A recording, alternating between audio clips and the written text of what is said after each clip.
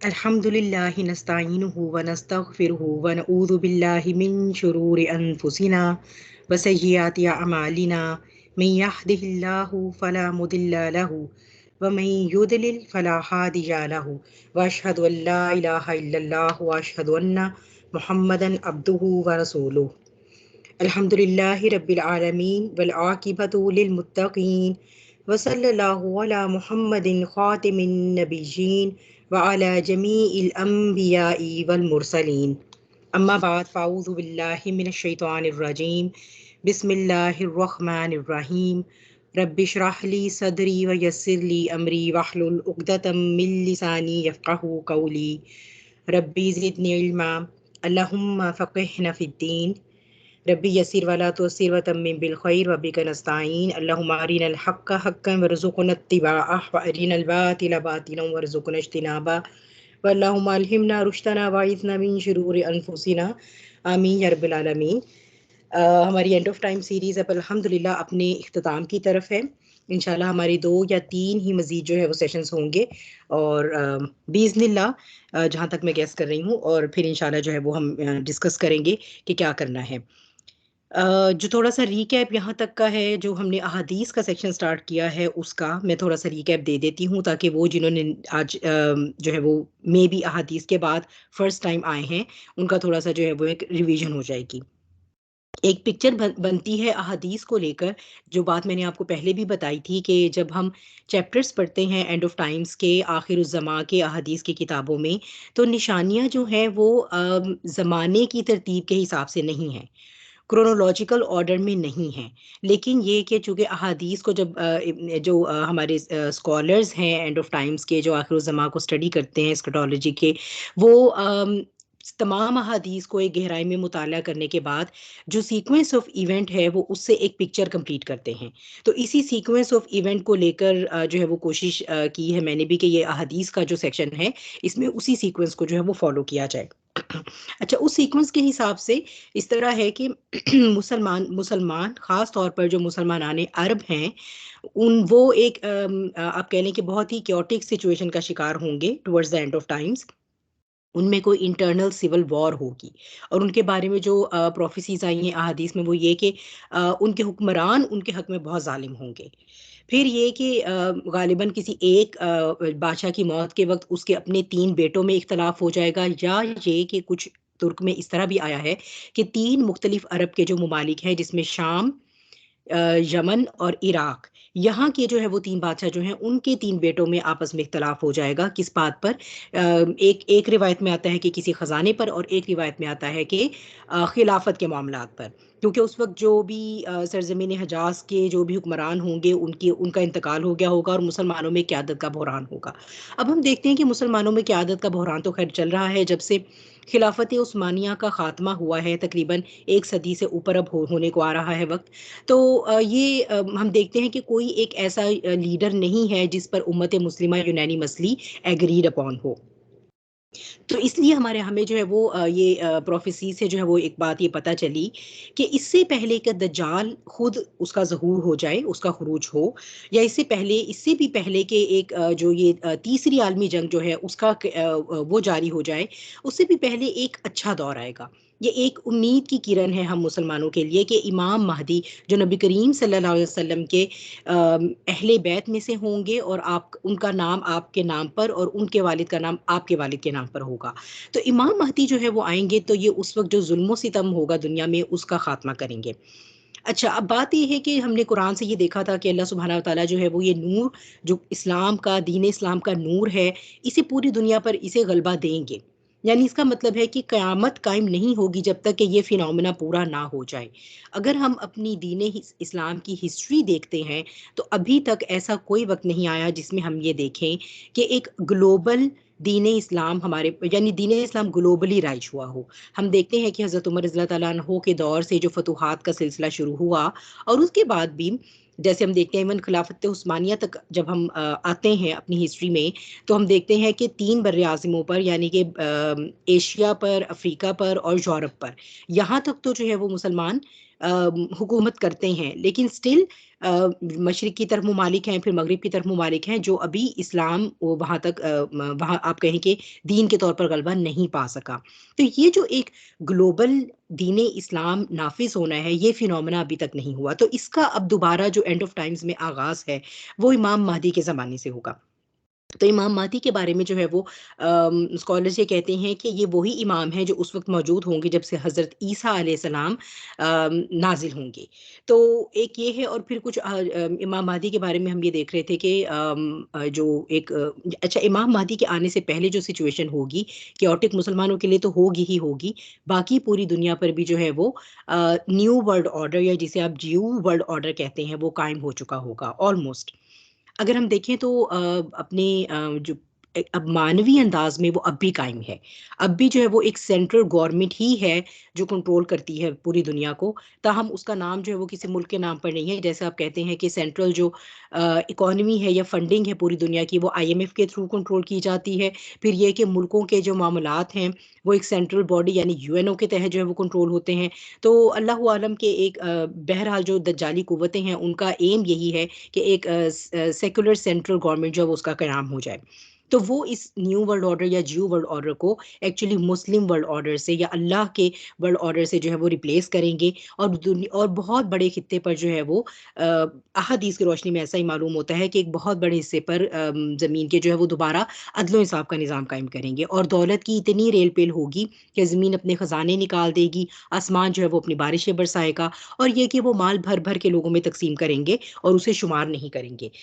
और ये जो दौर है हमें अहादीस से पता चला कि ये तकरीबन कोई 7-8 साल का दौर है। फिर ये है कि जो उसके बाद हम देखेंगे कि दोबारा डिक्लाइन आएगा।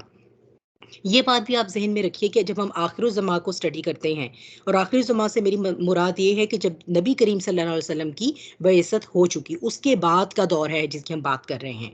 चूँकि हम अब आपसे 1400 साल, 1500 साल के बाद जो है वो इस दुनिया में मौजूद हैं, तो हमें ऐसा लगता है कि शायद आखिर-उज़्ज़मा जो है वो हमारे वक़्त से स्टार्ट हो रहा है। लेकिन ये बात आप बार-बार याद रखिए, जब हमने ये एस्टेब्लिश किया था कि क्या हम वाक़ई आखिर-उज़्ज़मा में हैं, तो हमने उस वक़्त नबी करीम सल्लल्लाहु अलैहि वसल्लम की जो हदीस थी जो सही बुखारी और सही मुस्लिम गालिबन दोनों में ही है कि मुझे और क़यामत को इस तरह साथ भेजा गया है, और आपने अपनी जो शहादत की उँगली है और उसके साथ वाली जो उँगली है वो दोनों इकट्ठी उठाकर और इस तरह बताया कि इस तरह मुझे और क़यामत को साथ-साथ भेजा गया है।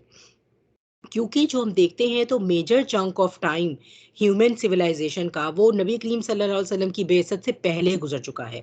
आप सल्लल्लाहु अलैहि वसल्लम से तकरीबन 4 साढ़े 4 हज़ार साल या 5,000 साल पहले जो है वो हज़रत इब्राहीम अलैहिस्सलाम आए हैं। हज़रत इब्राहीम अलैहिस्सलाम से भी कहा जाता है कि कोई लगभग मुख्तलिफ इदाद-ओ-शुमार हैं, क्योंकि ये प्री हिस्टोरिक टाइम है जिसमें हमारे पास हिस्ट्री प्रॉपर्ली नहीं लिखी गई, ना कैलकुलेट हुई। लेकिन जो फॉसिल्स मिलते हैं या जो जियोलॉजिस्ट को ज़मीन से कभी-कभार कुछ ऐसे नमूने मिलते हैं पत्थरों के या धातुओं के, तो उनसे वो ये कैलकुलेट करते हैं कि कम से कम भी अगर हम कहें तो 6 से 8,000 साल जो हैं वो ह्यूमन सिविलाइज़ेशन को इस कुर्रा अर्ज़ पर हो गए हैं। और कुछ जो है साइंटिस्ट वो इससे भी ज़्यादा का अरसा बताते हैं कि गालिबन 14,000 साल जो है वो गुज़र गए। तो अगर अब हम उस हिसाब से देखें कि नबी करीम सल्लल्लाहु अलैहि वसल्लम से लेकर क़यामत के आने तक, फॉर एग्ज़ाम्पल हम कहते हैं अगर 4-5 हज़ार साल का अरसा भी है, जो हम नहीं जानते कि है या नहीं, इससे कम है, इससे ज़्यादा है, अल्लाहु आलम, तो भी हम आखिरी चंक में आते हैं। तो ये जो चंक है टाइम का जो जिसकी हम बात कर रहे हैं नबी करीम सल्लल्लाहु अलैहि वसल्लम के बाद से, ये तमाम चंक आखिर-उज़्ज़मा में आता है। इसमें आप ये देखेंगे कि ये एक वेव्स की तरह का वक़्त है। आलम इस्लाम प के लिए भी और बाकी जो सारी बनिए नो इंसान है उनके लिए भी। आलम इस्लाम के बारे में भी हमने यही देखा, कभी गलबा रहा, कभी शिकस्त हुई। कभी जो है वो उरूज मिला, कभी ज़वाल मिला। तो ये चीज़ें जो है ये ऑल्टरनेट होती रहीं। इसी तरह जो है ये बाकी भी हम देखते हैं कि दुनिया में इसी तरह रहा, मुख्तलिफ कौमें किसी वक़्त पर वो हुकूमत कर रही होती थी पूरी दुनिया पर भी, और किसी वक़्त पर जो है वो बिल्कुल ही श्रिंक होकर अपनी बाउंड्री में आ गई। तो ये उरूज ज़वाल जो है ये एक चलता रहा है। इसी तरह हम देखेंगे कि एंड ऑफ टाइम जब मज़ीद करीब हो जाएगा, इमाम महदी आएँगे, उनसे पहले भी जो है वो एक स्लम्प आया होगा, एक एक मुसलमानों के लिए एक ज़वाल का दौर होगा। लेकिन आपके आने से जो है वो फिर खिलाफत, एक तो ये कि खिलाफत का मॉडल दोबारा कायम हो जाएगा। इस वक़्त हमारे पास कोई खिलाफत कहीं पर भी कायम नहीं है। तो हम ये देख रहे हैं कि इस वक्त हमारे पास इस्लामी मुमालिक तो हैं, लेकिन मुसलमान उम्मत का कोई ऐसा यूनानिमस लीडर नहीं है जो इसे पूरी एक उम्मत की तरह लीड करे। तो वो इमाम महदी के दौर में जो हमारे पास फिर उरूज आएगा, उसके बाद फिर जो हमें हदीस से पता चलता है वो ये कि दोबारा जो है एक डाउनफॉल आ जाएगा। फिर दोबारा डाउनफॉल में जो है वो ये तीसरी जो आलमी जंग है, जिसे हम आर्मेगेडन भी कहा जाता है, यानी हम तो नहीं कहते, बाइबल या जो इंजील है उसकी जो प्रोफेसीज हैं उसमें इसको आर्मेगेडन कहा गया है। तो यहूदी और ईसाई जो है वो इसे आर्मेगेडन के नाम से जानते हैं। हम उर्दू में इसे तीसरी आलमी जंग कहते हैं, थर्ड वर्ल्ड वॉर भी कहा जाता है। अरेबिक में जो हमारे चैप्टर्स हैं अहादीस के, वो इसे मलहमतुल कुबरा के नाम से सारी अहादीस जो है वो उसे डिनोट करते हैं। तो ये जो है इसके बारे में हम काफ़ी डिटेल से पढ़ाए हैं कि वो एक जंगों का दौर होगा पूरा, 6-7 साल का वो अरसा होगा। अच्छा, एक कुछ रिवायात में 6-7 महीने कहा गया है, कुछ में 6-7 साल कहा गया है। 6-7 साल का की जो रिवायात हैं उनके बारे में स्कॉलर्स का कहना है कि वो ज़्यादा ऑथेंटिक हैं। तो चलें, लेट्स टेक इट कि 6-7 साल का है। और अगर उस तरफ से हम इमाम महदी का दौर देखते हैं तो वो भी अगर 6-7 साल उरूज का दौर रहता है, तो ये थोड़ा सा क्लैश कर जाता है कि फिर समझ नहीं आती कि आपके दौर में जंगें भी हो रही हैं और आपके दौर में उरूज भी है, जिसको इस तरह से एक्सप्लेन किया था लास्ट टाइम कि या तो गालिबन फिर आपके जो दौरे हुकूमत वाली हदीस है उसे हमें मानना पड़ेगा कि वो इतनी वैलिड नहीं है, और वैसे भी उसकी कैटेगरी हसन है। तो ऐसा हो सकता है अल्लाह आलम कि पहले 7 साल आपके इक़्तिदार के जो हैं वो उरूज हो, और उसके बाद से ये जो आलमी जंगों का सिलसिला शुरू हो जाए, और वो फिर आप ही इमाम हो, और आप ही के होते ही जो है वो आप ही की इमामत के दौर में हज़रत ईसा अलैहिस्सलाम उतरे, और जो फिर दज्जाल के साथ एक फैसला कुन जंग होनी है वो हो। या ये कि आप अपना 7-8 साल का या 9 साल का दौरे हुकूमत, जो कि एक सुनहरी दौर आने वाला है, वो आप रूल करके और चले जाएंगे इस दुनिया से, और आपके बाद चूंकि खिलाफत का मॉडल कायम हो चुका होगा मुसलमानों में, तो आपके बाद आने वाला जो लीडर होगा वो भी इसी तरह ही होगा कि एक लीडर होगा जो पूरी दुनिया को ही, यानी पूरे आलम इस्लाम को लीड करेगा। यानी खिलाफत का वो मॉडल कंटिन्यू रहेगा, लेकिन इमाम चेंज हो जाए आपके बाद, ऐसा भी मुमकिन है। और ऐसा ये मैं इस बिना पर भी आपसे कह रही हूँ कि जो अहादीस सही मुस्लिम, सही बुखारी में तो गालिबन जिक्र नहीं है, सही मुस्लिम में है कि जिन इमाम के होते हुए हज़रत ईसा उतरेंगे, उनका नाम नहीं दिया हुआ। इसके अलावा भी हम ये देखते हैं कि इमाम महदी के बारे में सही बुखारी और सही मुस्लिम में नामों के साथ कोई हदीस नहीं है। ताहम जो मुताबिकत बनती थी वो हमने डिस्कस की। एनीवेज, आपका उरूज का दौर आया, उसके बाद फिर जो है वो उस उरूज के दौर में जो है वो मुसलमान ईसाइयों के साथ जो है वो एक मुआहिदा करेंगे, और जैसे हम करते हैं आजकल पीस ट्रीटीज हम साइन करते हैं, या फिर ये कि हम दहशत गर्दी के खिलाफ जंग में जो है वो अमेरिका के जो है वो हम हवारी बन जाते हैं। तो ये इसी तरह की कोई पीस ट्रीटी होगी जिसमें ये दोनों जो अकवाम है ये मिलकर एक कॉमन एनिमी के खिलाफ लड़ेंगी। और वो आज जो हमारे पास स्कॉलर्स हैं एस्केटोलॉजी के, जैसे इमरान हुसैन भी आप सुनते हैं, शेख इमरान हुसैन को, तो वो भी ये कहते हैं कि मोस्ट प्रोबेबली या वो रशिया या वो चाइना होंगे वो कॉमन एनिमी, और उसमें से भी रशिया को ज़्यादा फेवर किया जाता है।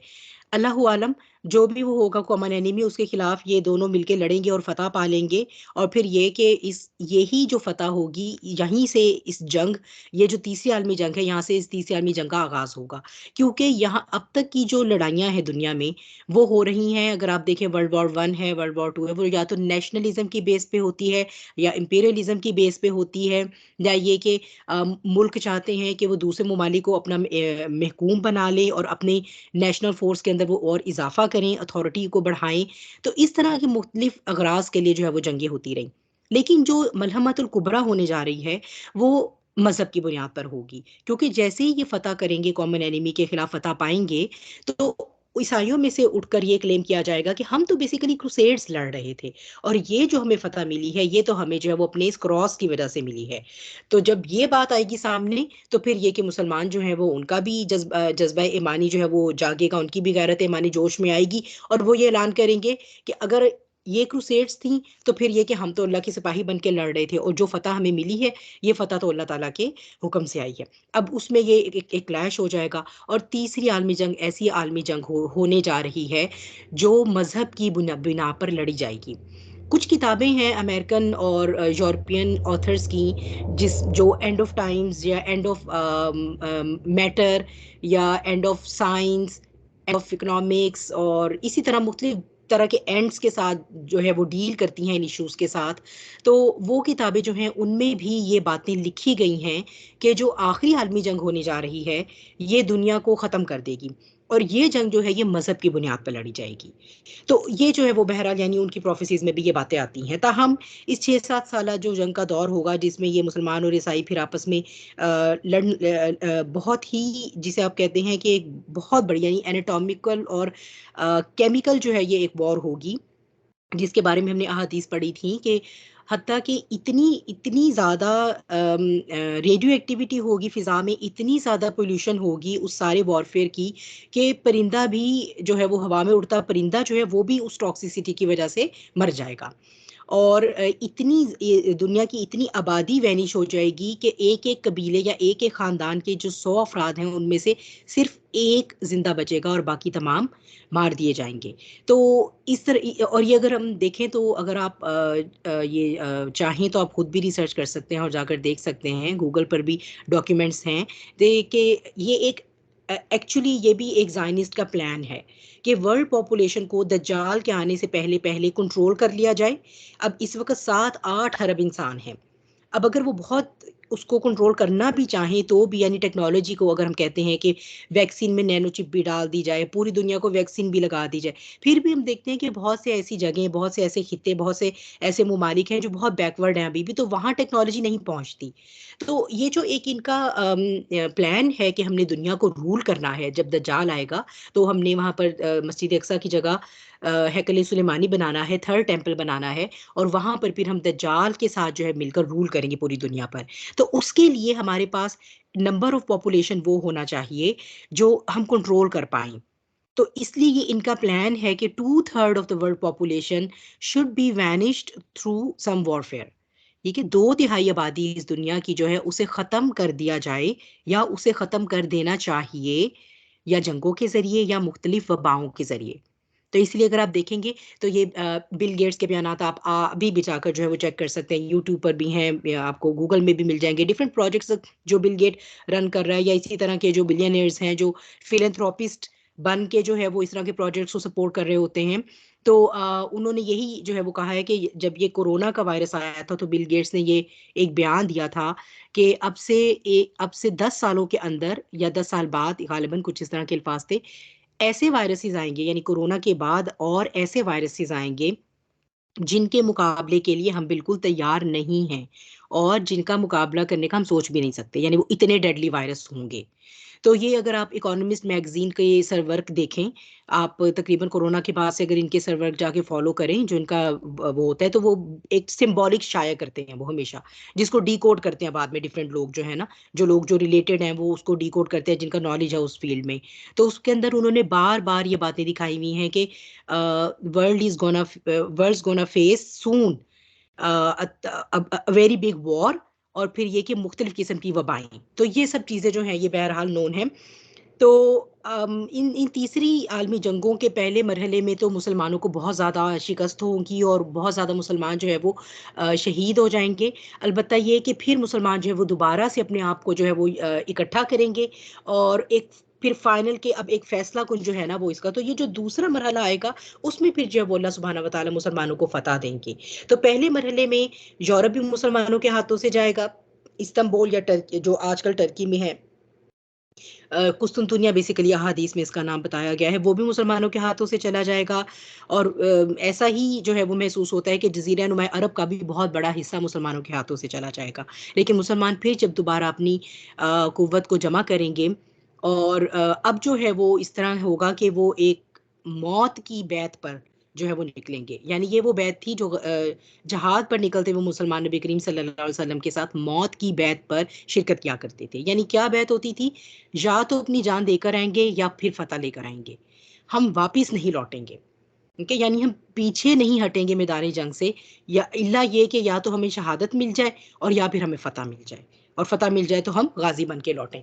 तो ये जो है मौत की, इसे कहा जाता है मौत की शर्त पे बैत करना। तो इस तरह बैत करने वाले जो है वो मुसलसल 3 दिन तक 3 दस्ते निकलेंगे, और वो सब जाकर जो है वो उधर से भी फौजें आएंगी और वहां से जो है वो 80 झंडों के नीचे जो है वो आएंगी। यानी वो जिसे डॉक्टर इसरार हमेशा एक्सप्लेन किया करते थे कि यूएन के जो ममालिक हैं, जो इस वक्त लगभग कोई 116 ममालिक हैं, आप लोग कंफर्म भी कर सकते हैं इसे, उनमें से 80 ममालिक उस वक्त मुसलमानों के खिलाफ जो है वो इकट्ठे होकर निकलेंगे, और हर झंडे तले जो है वो 12,000 की फौज होगी। तो ये लगभग जो है वो कोई 10 लाख से कोई इस तरह की इतना कोई नंबर अमाउंट बनता है फौज का, जो मुसलमानों के खिलाफ लड़ेंगे। और this is going to be very very extremely deadly war, extremely deadly war. इतनी डेडली होगी कि मुसलमान फतूहात हासिल करते हुए जजीरा नुमा अरब हासिल कर लेंगे, जजीरा नुमा अरब भी हासिल कर लेंगे, और आगे भी बढ़ लेंगे, शाम और इराक पर भी फतह पा लेंगे। एक्सक्यूज मी, एक्सक्यूज मी।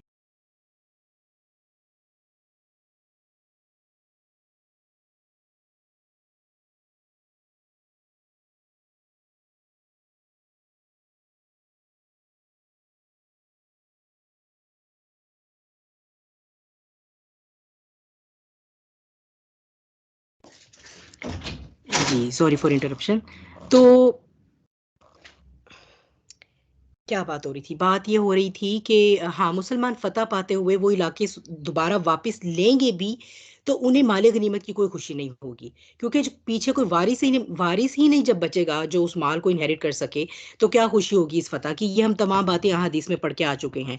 फाइनली मुसलमान जब अपने ये सारे इलाके वापस लेते हुए जब इस्तंबुल को, या जो कुस्तुनतुनिया हदीस में है और इस्तंबुल उसका अब का नाम है, इस शहर को फतह कर लेंगे, तो फिर जो है और इस शहर की जो फतह होगी वो खून का एक कतरा बहाए बगैर होगी। ये हदीस भी सही मुस्लिम की हमने लास्ट टाइम पढ़ी थी कि वो ला इलाहा इल्लल्लाह का नारा लगाएंगे तो एक दीवार गिर जाएगी, यानी एक साइड से फतह हो जाएगी जो समंदर वाली साइड है।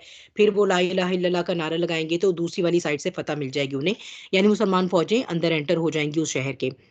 अब यही सब अभी हो रहा होगा कि एक शैतान की आवाज आएगी, यानी एक मिस इन्फॉर्मेशन उस लश्कर में फैलाई जाएगी, जो हो सकता है कि ये दज्जाल के कहने पर ही हो, क्योंकि अभी भी आज भी मैंने आपको पहले भी बताया था कि जो 33 डिग्री फ्री मेसनरी हैं या इल्यूमिनाटी हैं, वो आज भी अपनी कुछ खास किस्म के उनकी मजहबी रसूमात हैं जो वो शैतान की इबादत के लिए परफॉर्म करते हैं, उसके थ्रू वो दज्जाल से भी कांटेक्ट में है और उसके थ्रू वो इबलीस के साथ भी कांटेक्ट में आते हैं। तो ये उस वक्त हो सकता है कि ये उन मुसलमानों की फतूहात का ये सिलसिला जो है, क्योंकि अगर अब इस्तांबुल से निकल गए तो आगे यूरोप आ गया, टर्की के बाद अब यूरोप में चले गए, यूरोप एंटर हो जाएंगे तो फिर आगे, इसका मतलब है कि इन फतूहात का सिलसिला रोकने के लिए ये मिस इन्फॉर्मेशन फैलाई जाएगी कि दज्जाल का खुरूज हो चुका है शाम में। और मीन वाइल जो है वो जाहिर सी बात है कि इस खबर की वेरिफिकेशन के लिए जो उस वक्त के इमाम होंगे, वो अपने दुनिया के उस वक्त के जो 10 बेहतरीन शाह सवार होंगे उनको भेजेंगे कि जाकर इस खबर को वेरीफाई किया जाए। जब इस खबर को तो पता चलेगा कि ये खबर वैसे तो झूठी थी, लेकिन बाय द टाइम वो जब वहां पहुंचेंगे तो हकीकतन जो है वो खुरूज दज्जाल हो जाएगा। अच्छा, उस वक्त जो मुसलमानों का जो भी लीडर, जो भी इमाम, जो भी अमीर होगा, उसका हेडक्वार्टर होगा शाम में, ठीक है, सीरिया में। और ये मैंने आपको बार बार बताया कि एंड ऑफ टाइम्स के हवाले से ये जो जजीरा नुमा अरब है ये बहुत इंपॉर्टेंट है। ये जियोग्राफिकली सारे के सारे इवेंट्स इधर ही होने हैं, ठीक है। इमाम महदी ने अरब से निकलना है, इमाम महदी की हेल्प के लिए खुरासान से फौजें आनी है, फिर दज्जाल का ज़हूर भी यहीं होना है, थर्ड वर्ल्ड वॉर का मैदान भी शाम में ही है, और फिर फाइनली जो ये जो हज़रत ईसा आएंगे, और फिर हज़रत ईसा की जो दज्जाल से जंग होनी है वो भी लूद का जो मुकाम है वो भी वहीं पर है। फिर ये कि जो ये याजूज माजूज का खरूज हो जाएगा तो आप जिस पहाड़ी पर बना लेंगे वो भी शाम में ही है गालिबन। और ये कि फिर उसके बाद फाइनली जो क़यामत का मैदान है वो भी सरजमीन शाम पर कायम होगा। तो ये एक्चुअली शाम से सिर्फ सीरिया का मुराद नहीं है, इसमें इराक भी आता है और इसमें जो है वो लेबनान और जॉर्डन भी आते हैं। ये बात बहुत दफ़ा रिपीट हो चुकी है, आप लोगों को अब तक याद हो जानी चाहिए। मुल्क शाम वल फारिस का नाम लिया जाता है, ठीक है। तो ये मुल्क शाम की बात हो रही है। तो हम जब यहीं पर जो है वो यानी जंगों का सिलसिला हमारे पास शुरू हुआ है। कुर्रार्स का जो उस वक्त की जो पिक्चर है उसमें ये है कि जंगों का सिलसिला शुरू हुआ है। बहरहाल मुसलमान जो है वो रिकवर करते करते फतूहात पाते हुए आगे बढ़ रहे थे, थे कि ये पता चला कि भाई खुरूज दज्जाल हो गया है। शुरू में खबर झूठी थी, लेकिन बहरहाल मीनवाइल खुरूज दज्जाल वाक़यातन हो जाता है। अच्छा, यहाँ पर जो है वो हम देखते हैं पहले रुक कर कि वो उसकी वजह क्या है खुरूज दज्जाल की। लास्ट टाइम जो है वो हम इब्ने सय्याद के बारे में पढ़ रहे थे। इब्ने सय्याद वो शख्स था जो यहूदी था शुरू में, बाद में उसने अपने मुसलमान होने का भी ऐलान किया, नबी करीम सल्लल्लाहु अलैहि वसल्लम के ज़माने में था। और चूंकि ये कहानत वगैरह करता था, यानी वो एक जिसे कहते हैं ना एस्टिमेट लगा के मुस्तकबिल का हाल बताना। जैसे आप ये इल्मुल आदात को देखते हैं, या ये जैसे आप एस्ट्रोलॉजी जो है वो इस ये जो सितारों के ज़रिए जो है वो चाल का सितारों की चाल से जो है वो मुस्तकबिल का अंदाज़ा लगाना, तो इस तरह की वो काम किया करता था। तो उसकी अजीबो-गरीब किस्म की उसकी बातें हुआ करती थी। तो उसके ऊपर जो है वो इवन नबी करीम सल्लल्लाहु अलैहि वसल्लम के जाने के बाद तक भी जो है वो सहाबाए कराम को यही शक रहा कि ये कहीं दज्जाल तो नहीं है, और उसके बारे में ये बातें बहुत कॉमनली फैली हुई थी, और वो खुद भी इस बात को जानता है। और इसके बारे में हज़रत अबू सईद खुदरी रज़ी अल्लाह तआला अन्हो की एक बहुत डिटेल हदीस लास्ट टाइम हमने इब्ने सय्याद के बारे में पढ़ी थी। एनीवेज़ इसी तरह ये हुआ करता था कि सहाबाए कराम जो है वो इब्ने सय्याद से मिलते थे तो कुछ ना कुछ जो है वो उसको कहते थे, क्योंकि उसने इस्लाम कबूल करने के बाद भी ये जो कहानत और हिसाब किताब लगाना, या ये वो जो होता है ना पढ़ाई करना इस तरह की जो ये जादू के ज़ुमरे में आती है, या शयातीन अवामिल के साथ राब्ते में रहना, ये बातें छोड़ी नहीं थी। ये हरकतें अपनी तर्क नहीं की थी। इस्लाम में आने के बाद भी दावा तो करता था कि मैं मुसलमान हो गया हूँ। तो सहाबाए कराम जो है वो बहुत खार खाते थे, और उसके बारे में वो यही उनका सबका था कि या तो ये खुद दज्जाल है, या फिर ये कि ये दज्जाल के साथ राब्ते में है। इब्ने उमर रज़ी अल्लाह तआला अन्हु जो हैं वो मदीने के किसी रास्ते में जब इब्ने सय्याद से मिले, तो उन्होंने उससे कोई बात कही, क्योंकि सहाबाए कराम उसको जो है वो वक्तन फ़वक्तन इस तरह की कोई बात भी कहा करते थे। जैसे वो आप कहते हैं ना कि कोई बात लगा देना, कि कहीं कि या तो हमें पता चल जाए ये दज्जाल है, या फिर ये कि ये अपनी ये हरकतें छोड़ दे। तो उन्होंने भी गालबन कोई ऐसी बात कही जिसमें कोई तंज़ होगा या कोई बात जो उसको बुरी लगी होगी, तो वो उससे उस बात ने उसको नाराज़ कर दिया, और गुस्से की वजह से उसकी साँस फूल गई, हत्ता कि रास्ता भर गया। यानी साँस फूल गई मुराद कि वो खुद एक्सपैंड कर गया। इतना ज़्यादा उसको गुस्सा आया कि वो गुस्से की वजह से एक्सपैंड कर गया। अच्छा, यहाँ से भी जो है वो हमें लिंक मिलता है कि इब्ने सय्याद जो है वो इसका ताल्लुक कोई शयातीन के उससे हो सकता है। क्योंकि स्कॉलर्स जो हैं ना आज हमारे पास अहादीस के जो स्कॉलर्स हैं, वो एक राय इब्ने सयाद के बारे में ये भी मिलती है कि वो खुद ही शैतान था, जो कि इंसानी रूप में मौजूद था, क्योंकि उसकी मौत का कुछ पता नहीं चला कि वो कहाँ गया। तो ये इस बात से भी यहाँ इसकी यानी इस राय की वेरिफिकेशन यहाँ से इस तरह हो सकती है कि अगर कभी आपने तऊज़ और तस्मिया के लेक्चर सुने हों डिटेल्स में स्कॉलर के, तो एक बड़ी हदीस मशहूर एक बात आती है कि कभी ये ना कहो कि शैतान जो है वो उसने ये कर दिया या उसने ये कर दिया, यानी शैतान की इससे बड़ाई ज़ाहिर होती है और वो फूल जाता है। और ये भी कल परसों ही बल्कि मेरी नज़र से गुज़र रही थी हदीस तफसीर इब्ने कसीर में। मैं ले नहीं सकी उसका रेफ़रेंस, लेकिन ये कि मुझे बहुत अच्छे से याद है। तो इसमें ये कहा कि बल्कि ये कहा गया है कि शैतान के खिलाफ जो है वो मैं अल्लाह की पनाह लेता हूँ। इससे जो यानी बिस्मिल्लाह कह दो या औज़ु बिल्लाह कह दो, अल्लाह का नाम ले दो, तो शैतान जो है वो बहुत हकीर होकर छोटा हो जाता है। और ये बेसिकली उसकी फ़िज़िकल अपीयरेंस की बात हो रही है कि वो फ़िज़िकली बड़ा हो रहा है या फ़िज़िकली छोटा हो रहा है। तो इब्ने सय्याद को भी इतना गुस्सा आया कि वो फ़िज़िकली बड़ा हो गया और इतना फूला कि रास्ता भर गया। इसके बाद जो है वो जब आप हज़रत हफ्सा जो कि आपकी बहन है उनके पास गए। Sorry ladies, 1 minute.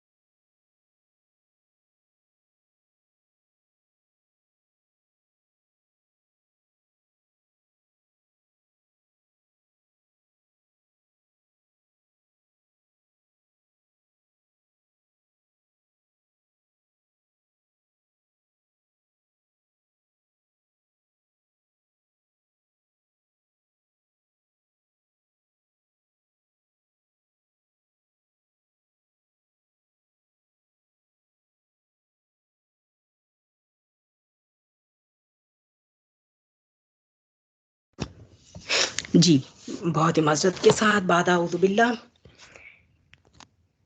तो आप हज़रत हफ्सा रज़ी अल्लाह ताला अन्हा के पास तशरीफ़ ले जाते हैं, जो कि उनकी बहन हैं, क्योंकि ये हज़रत उमर के जो बेटे हैं उनकी बात हो रही है और आप हज़रत उमर की बेटी थीं। तो उन्हें उस वाक़े की इत्तला हो चुकी होती है, तो वो उन्हें फरमाती हैं, यानी अपने भाई को कहती हैं कि अल्लाह तुम पर रहम फरमाए, तुमने तुमने इब्ने सय्याद से किस चीज़ का कसद किया, यानी कि क्या बात थी, कोई ख़ास मकसद था, कोई तबलीग करना चाह रहे थे आप उनको, या क्या बात थी, खामखा क्यों यानी आपने उनको इस तरह से गुस्सा दिलाया उसको। तो फिर ये वो कहती हैं आगे कि क्या तुम्हें इल्म नहीं कि रसूलुल्लाह सल्लल्लाहु अलैहि वसल्लम ने फरमाया कि वो यानी दज्जाल एक गुस्से की वजह से निकलेगा जो उसे दिलाया जाएगा। तो ये इसका मतलब है कि जो दज्जाल का खुरूज है उसकी वजह कोई ऐसी बात होगी जिसकी वजह से वो बहुत ही गुस्से में होगा। अच्छा, अब इस गुस्से को जो है वो स्कॉलर्स कैसे एक्सप्लेन करते हैं, वो ये ऐसे एक्सप्लेन करते हैं कि थर्ड वर्ल्ड वॉर जब जारी थी तो उसके जो जो पहला मरहला था जिसमें मुसलमानों को शिकस्त हो रही थी, तो वो तो ऐसे यानी वो तो एक ऐसी रीज़न थी कि जिसकी वजह से ये सोचा जा सकता है कि मुसलमान शायद जल्द ही दुनिया से ख़त्म कर दिए जाएं, और फिर ये कि अल्टीमेटली जो है वो दज्जाल का रूल कायम हो। लेकिन अब जो सूरत हाल, और आप ये बात भी ज़हन में रखिए कि जब ये थर्ड वर्ल्ड वॉर हो रही होगी तो इसमें जो दो फरीक लड़ रहे हैं आपस में वो मुसलमान और ईसाई हैं। यहूदी अभी तक भी, या यहूदी या जो ज़ायनिस्ट हैं या जो जो एलीट्स ऑफ द वर्ल्ड हैं, वो अभी तक भी बिहाइंड द कर्टन बैठे हुए हैं और वो सब देख रहे हैं, ठीक है। ना तो वो अपनी जानों का ज़या करवा रहे हैं और ना ही जो है वो अपनी टेक्नोलॉजी जो है वो इस जंग में इस्तेमाल कर रहे हैं। वो तो अपनी टेक्नोलॉजी जो है वो अपनी पीक पर लेकर निकलेंगे दज्जाल के साथ। तो अब ये कि जब मुसलमानों को फतह हासिल होना शुरू हुई, हत्ता कि मुसलमान इस्तांबुल तक पहुंच गए, कुस्तुनतुनिया फतह कर लिया, तो ये बात गालिबन स्कॉलर्स कहते हैं कि दज्जाल के गुस्से की वजह बनेगी कि मुसलमानों को जो है वो दोबारा से फतूहात हासिल होना शुरू हो गई, हत्ता कि उनकी रूहानी कुव्वत इतनी बढ़ गई कि कुस्तुनतुनिया का शहर उन्होंने महज जिक्र इलाही से, या वो अल्लाह सुब्हानहू व तआला की तकबीर का जो नारा लगाया है उसी से फतह कर लिया। तो ये चीज़ जो है वो दज्जाल को बहुत ज़्यादा गुस्सा दिलाएगी, और वो अब जो है वो एक इंटरप्शन आ गई जंगों के सिलसिले में। अच्छा, थर्ड वर्ल्ड वॉर का ये जो जंगों का सिलसिला है ये यहीं ख़त्म नहीं हो जाता, दरमियान में एक्चुअली दज्जाल का खुरूज होगा, और अब जो कुछ भी है वो दज्जाल के हवाले से जो आजमाइश आएगी वो आजमाइश आएगी, और फिर फाइनली जो इस इन जंगों का जो फाइनल मरहला है वो फिर मुसलमानों और यहूदियों के दरमियान जंग होगी। ठीक है, तो आप ये समझें कि जंगों के दरमियान जो है वो, यानी एक तो वो चल ही रहा था एक इतना ट्रायल का टाइम, लेकिन ये कि उसमें मजीद जो है वो एक फितना दज्जाल की ट्रायल जो है वो अब शुरू हो गई। तो ये जो है वो उसकी उसके खुरूज की जो वजह है कि जो स्कॉलर बयान करते हैं कि जो चीज़ उसको गुस्सा दिलाएगी वो मुसलमानों की और इस्लाम की बढ़ती हुई कुव्वत होगी और फतूहात होंगी। तो कौन से मुकाम से जो है वो दज्जाल का खुरूज होगा, इसके बारे में हमारे पास जो है वो 2 डिफरेंट जो है वो आप कहें कि अहादीस 2 डिफरेंट मुकामात बताती हैं। अच्छा, सही मुस्लिम की रिवायत जो कि हम देखेंगे भी, उसमें आता है कि शाम और इराक के दरमियानी रास्ते से। ठीक है, तो यहाँ पर आपको ये सीरिया और इराक लिखा हुआ नज़र आ रहा है, इसके दरमियान के किसी रास्ते से। ये तो सही मुस्लिम की हदीस है। ताहम एक जो है वो तिरमिज़ी की हदीस है, जो कि ये भी सही हदीस है बल्कि हसन हदीस है। तो इसमें जो है वो उम्र बिन हरीस जो है वो हज़रत अबू बकर सिद्दीक रज़ी अल्लाह तआला अन्हु से रिवायत कर रहे हैं कि रसूलुल्लाह सल्लल्लाहु अलैहि वसल्लम ने फरमाया कि दज्जाल मशरकी सरजमीन से निकलेगा जिसे खुरासान कहा जाता है। जो लोग उसकी इत्तबा करेंगे उनके चेहरे तह बा तह ढाल जैसे होंगे। और तह बा तह ढाल जो है इसको स्कॉलर्स इस तरह भी एक्सप्लेन करते हैं कि प्रोबेबली उन्होंने अपने चेहरों पर कोई मास्क लगाया होगा। ठीक है, अब अल्लाह आलम कि वो कोई ख़ास जो है ये जिसे हम कहते हैं ये अश्केनाज़ी यहूद जो हैं ये वैसे भी रशिया या चाइना की जो बिल्कुल नॉर्थ साइड है ना, या नॉर्थ पोल के पास पास के जो इलाके हैं ना, उनके चेहरों के खदोखाल थोड़े इस तरह से मैच करते ज़रूर हैं। ठीक है, लेकिन बहरहाल अल्लाह आलम, इसके बारे में जो है वो हम 100% किसी तयक्कुन से कोई बात नहीं कर सकते, लेकिन that's how scholars they explain it. फिर ये कि एक यानी एक हमारे पास जहाँ पर जो है वो एक डिस्पैरिटी आ गई कि एक हदीस के मुताबिक जो है वो शाम और इराक के दरमियानी रास्ते से निकलेगा, और दूसरी हदीस के मुताबिक ये कि ये खुरासान से निकलेगा। अच्छा, खुरासान का भी मैंने आपको बताया था कि जब नबी करीम सल्लल्लाहु अलैहि वसल्लम के ज़माने की ये जो बात है, जब आपने हदीस में खुरासान के अल्फाज जो इस्तेमाल फरमाए हैं, तो उसमें जो है वो ईरान आता है, अफ़गानिस्तान का इलाका आता है, ईरान के कुछ सूबे आते हैं आज के मौजूदा, फिर पाकिस्तान का जो बलूचिस्तान और सरहद का इलाका है वो आता है, और फिर जो ऊपर जो ये उज़्बेकिस्तान, तुर्कमानिस्तान और ताजिक रियासतें हैं, ये भी आती हैं खुरासान में।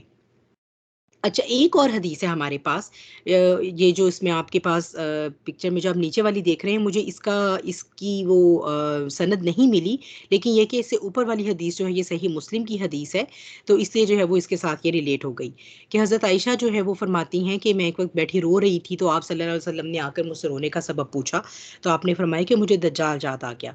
तो आप सल्लल्लाहु अलैहि वसल्लम ने फरमाया, अगर वो मेरी ज़िंदगी में निकला तो मैं तुम्हारी तरफ से काफ़ी हूँ, और अगर मेरे बाद निकला तो फिर भी तुम्हें खौफज़दा होने की ज़रूरत नहीं, क्योंकि इसका उसके झूठा होने के लिए इतना ही काफ़ी है कि वो काना होगा और तुम्हारा रब काना नहीं है, और वो इस्फ़हान के एक मुकाम यहूदिया से निकलेगा। ठीक है? फिर ये कि ये अगर हम इसको मिक्स मिलाएँ, ज़रा मैच करें, तो ये सही मुस्लिम के ऊपर जो रिवायत हज़रत अनस रज़ियल्लाहु ताला अन्हो से जो आ रही है कि आप सल्लल्लाहु अलैहि वसल्लम ने फरमाया कि इस्फ़हान के 70,000 यहूदी दज्जाल की इताअत करेंगे और उन पर स्याह चादरें होंगी। यहाँ अगर आप पीछे जाते हैं मैप में, तो बेसिकली ये जहाँ पर खुरासान लिखा नज़र आ रहा है ना, इसके बिल्कुल यहीं करीब ही इस्फ़हान का सूबा भी आता है ईरान का। ये खुरासान है ना, तो यहीं पर करके यहीं कहीं इस्फ़हान का सूबा भी आता है। तो इसमें हम ये कह सकते हैं कि खुरासान या इस्फ़हान, चूँकि ये दोनों बहुत पास-पास हैं, तो इस हिसाब से तो ये आप समझिए कि यही इलाका, ये दोनों तो एक-दूसरे के साथ क्लैश नहीं करती। और अच्छा, फिर ये कि इस्फ़हान में जो यहूदी हैं इस वक़्त, जो ईरान के सूबे इस्फ़हान के यहूदी हैं ना, उनका यहूदियों में भी जो है वो एक ख़ास, आप कह लें कि वो यहूदियों के भी एलीट्स हैं। और जैसे ये प्रिंस आगा खान जो हैं इनमें से, जिन्होंने आगा खान हॉस्पिटल भी बनाया हुआ है पाकिस्तान में, और इन्होंने बरे-सगीर में बहुत ज़्यादा जिसे आप कहते हैं रिफ़ाई काम किया है, ठीक है? और ये बहुत इन्फ्लुएंशियल हैं। ये गिनती में बिल्कुल इस तरह है जैसे आटे में नमक के बराबर। आबादी के हिसाब से अगर आप देखेंगे तो दे आर वेरी फ्यू, लेकिन इंतहाई इन्फ्लुएंशियल हैं, बहुत ज़्यादा। बहुत बड़े-बड़े रिसोर्सेज़ जो हैं वो इनको ये, तो ये बहरहाल ये और भी इसके अलावा भी इस्फ़हानी यहूदी इस वक़्त दुनिया में जो है वो बहुत इन्फ्लुएंशियल पोज़ीशंस पर मौजूद हैं। तो जब ये दज्जाल निकलेगा तो ये वो 70,000 यहूदी हैं जो उसके साथ होंगे, और ग़ालिबन यही वो लोग हैं जिनके चेहरे जो है वो तह बतह ढाल जैसे होंगे। ठीक है? वो उनका कोई मास्क है या क्या? अब इसमें कैसे हम जो है वो स्कॉलर्स कैसे इसके इन दोनों हदीसों में तत्बीक करते हैं कि अब वो शाम और इराक के दरमियान से निकलेगा या कि खुरासान और इस्फ़हान? तो इसमें जो है वो इस तरह से वो कहते हैं कि मोस्ट प्रोबेबली वो खुरासान और इस्फ़हान से निकलेगा, और अपने साथ जो भी वो यहूदी या जो भी लोग जो उसको फ़ॉलो करेंगे अपने फ़ॉलोअर्स को लेकर, लेकिन वो अपने बाकायदा जो आप कह लें कि इन्फ्लुएंशियल होने का ऐलान करना, या ये कि मैं मसीहा हूँ, क्योंकि सबसे पहला जो उसका ऐलान होगा वो मसीहा का ऐलान होगा कि मैं मसीहा हूँ, और इस वक़्त आपकी दुनिया में ये जो जंगो-जदल और कहत जैसे प्रॉब्लम्स हैं, इन सब का सॉल्यूशन मेरे पास है। तो ये जो ऐलान है दुनिया के सामने प्रोमिनेंट हो ब जो खुल के सामने आ जाने का, ये वो ग़ालिबन शाम और इराक के दरमियानी रास्ते में या शाम पहुँच कर करेगा। वल्लाहु आलम बिस्सवाब। ये जो स्कॉलर्स हैं वो हमारे लिए जो है वो उसको एक्सप्लेन करते हैं डिफरेंट तरीकों से, तो जो कुछ उनका इल्म होता है उसके मुताबिक, लेकिन बात वही है कि ये एक ऐसा सब्जेक्ट है जो मुस्तकबिल में रूनुमा होना है, तो इसके बारे में कोई भी 100% गारंटी के साथ नहीं कह सकता कि लाज़मी ऐसा ही होगा। फिर हम आगे चलते हैं, तो लास्ट टाइम जो है वो हमने यहाँ पर जो है वो एक थोड़ा-सा मैं आपके लिए रिवाइज़ कर दूँ खुरासान की जो अहमियत है कि इमाम महदी जब अरब में स्पॉट कर लिए जाएँगे और उनके हाथ पर बैत की जाएगी, तो उनकी हुकूमत को कायम करने के लिए जो दस्ते निकलेंगे स्याह झंडे लेकर, वो खुरासान से निकलेंगे। ठीक है? अच्छा, फिर ये कि आप ये देखें कि मुताबकत कैसे रहेगी? अगर अगर हम देखें कि जैसे शैतान अल्लाह सुब्हानहू व तआला को मतलब कॉपी करने की कोशिश करता है। जैसे अल्लाह सुब्हानहू व तआला का जो तख्त है वो पानी पर है, ठीक है? तो इसी तरह जो शैतान है उसने भी अपना तख्त जो है वो पानी पर लगाया हुआ है। तो इसी तरह जो ये दज्जालियत है ना, ये जो है वो हक़ को किस तरह से कॉपी करती है कि खुरासान से जो निकलेंगे जो इमाम महदी की हिमायत के लिए, वो भी स्याह झंडे लेकर निकलेंगे, और जो दज्जाल है अगर वो भी खुरासान से ही निकल रहा है, तो उसके साथ भी जो होंगे यहूदी, उन पर भी स्याह चादरें होंगी।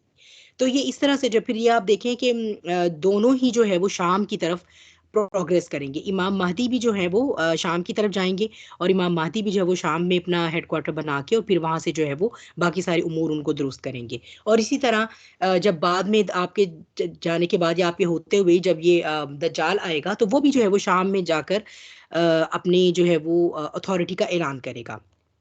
वल्लाहु आलम बिस्सवाब।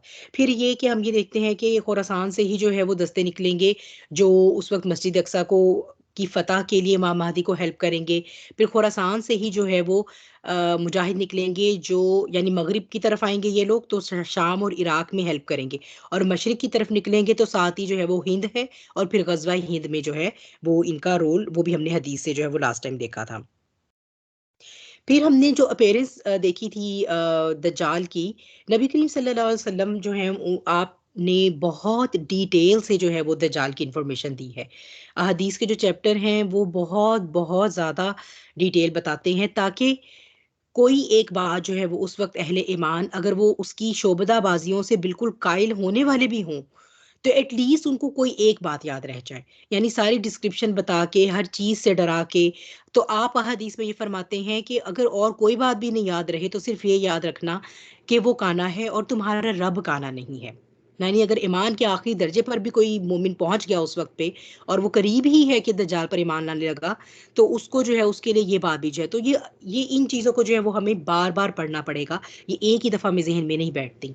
अपीयरेंस के बारे में ये आ जाता है कि जो हमारे पास सही मुस्लिम ही की रिवायात हैं कि उसकी दाएँ आँख जो है वो कानी होगी, और आगे ही सही मुस्लिम ही की एक रिवायत है कि बाईं आँख कानी होगी। एनीवेज़, इससे स्कॉलर्स कहते हैं कि it doesn't make any difference, लेकिन जो ज़्यादा हमारे पास रिवायात आती हैं वो यही कहती हैं कि दाईं आँख से दज्जाल काना होगा।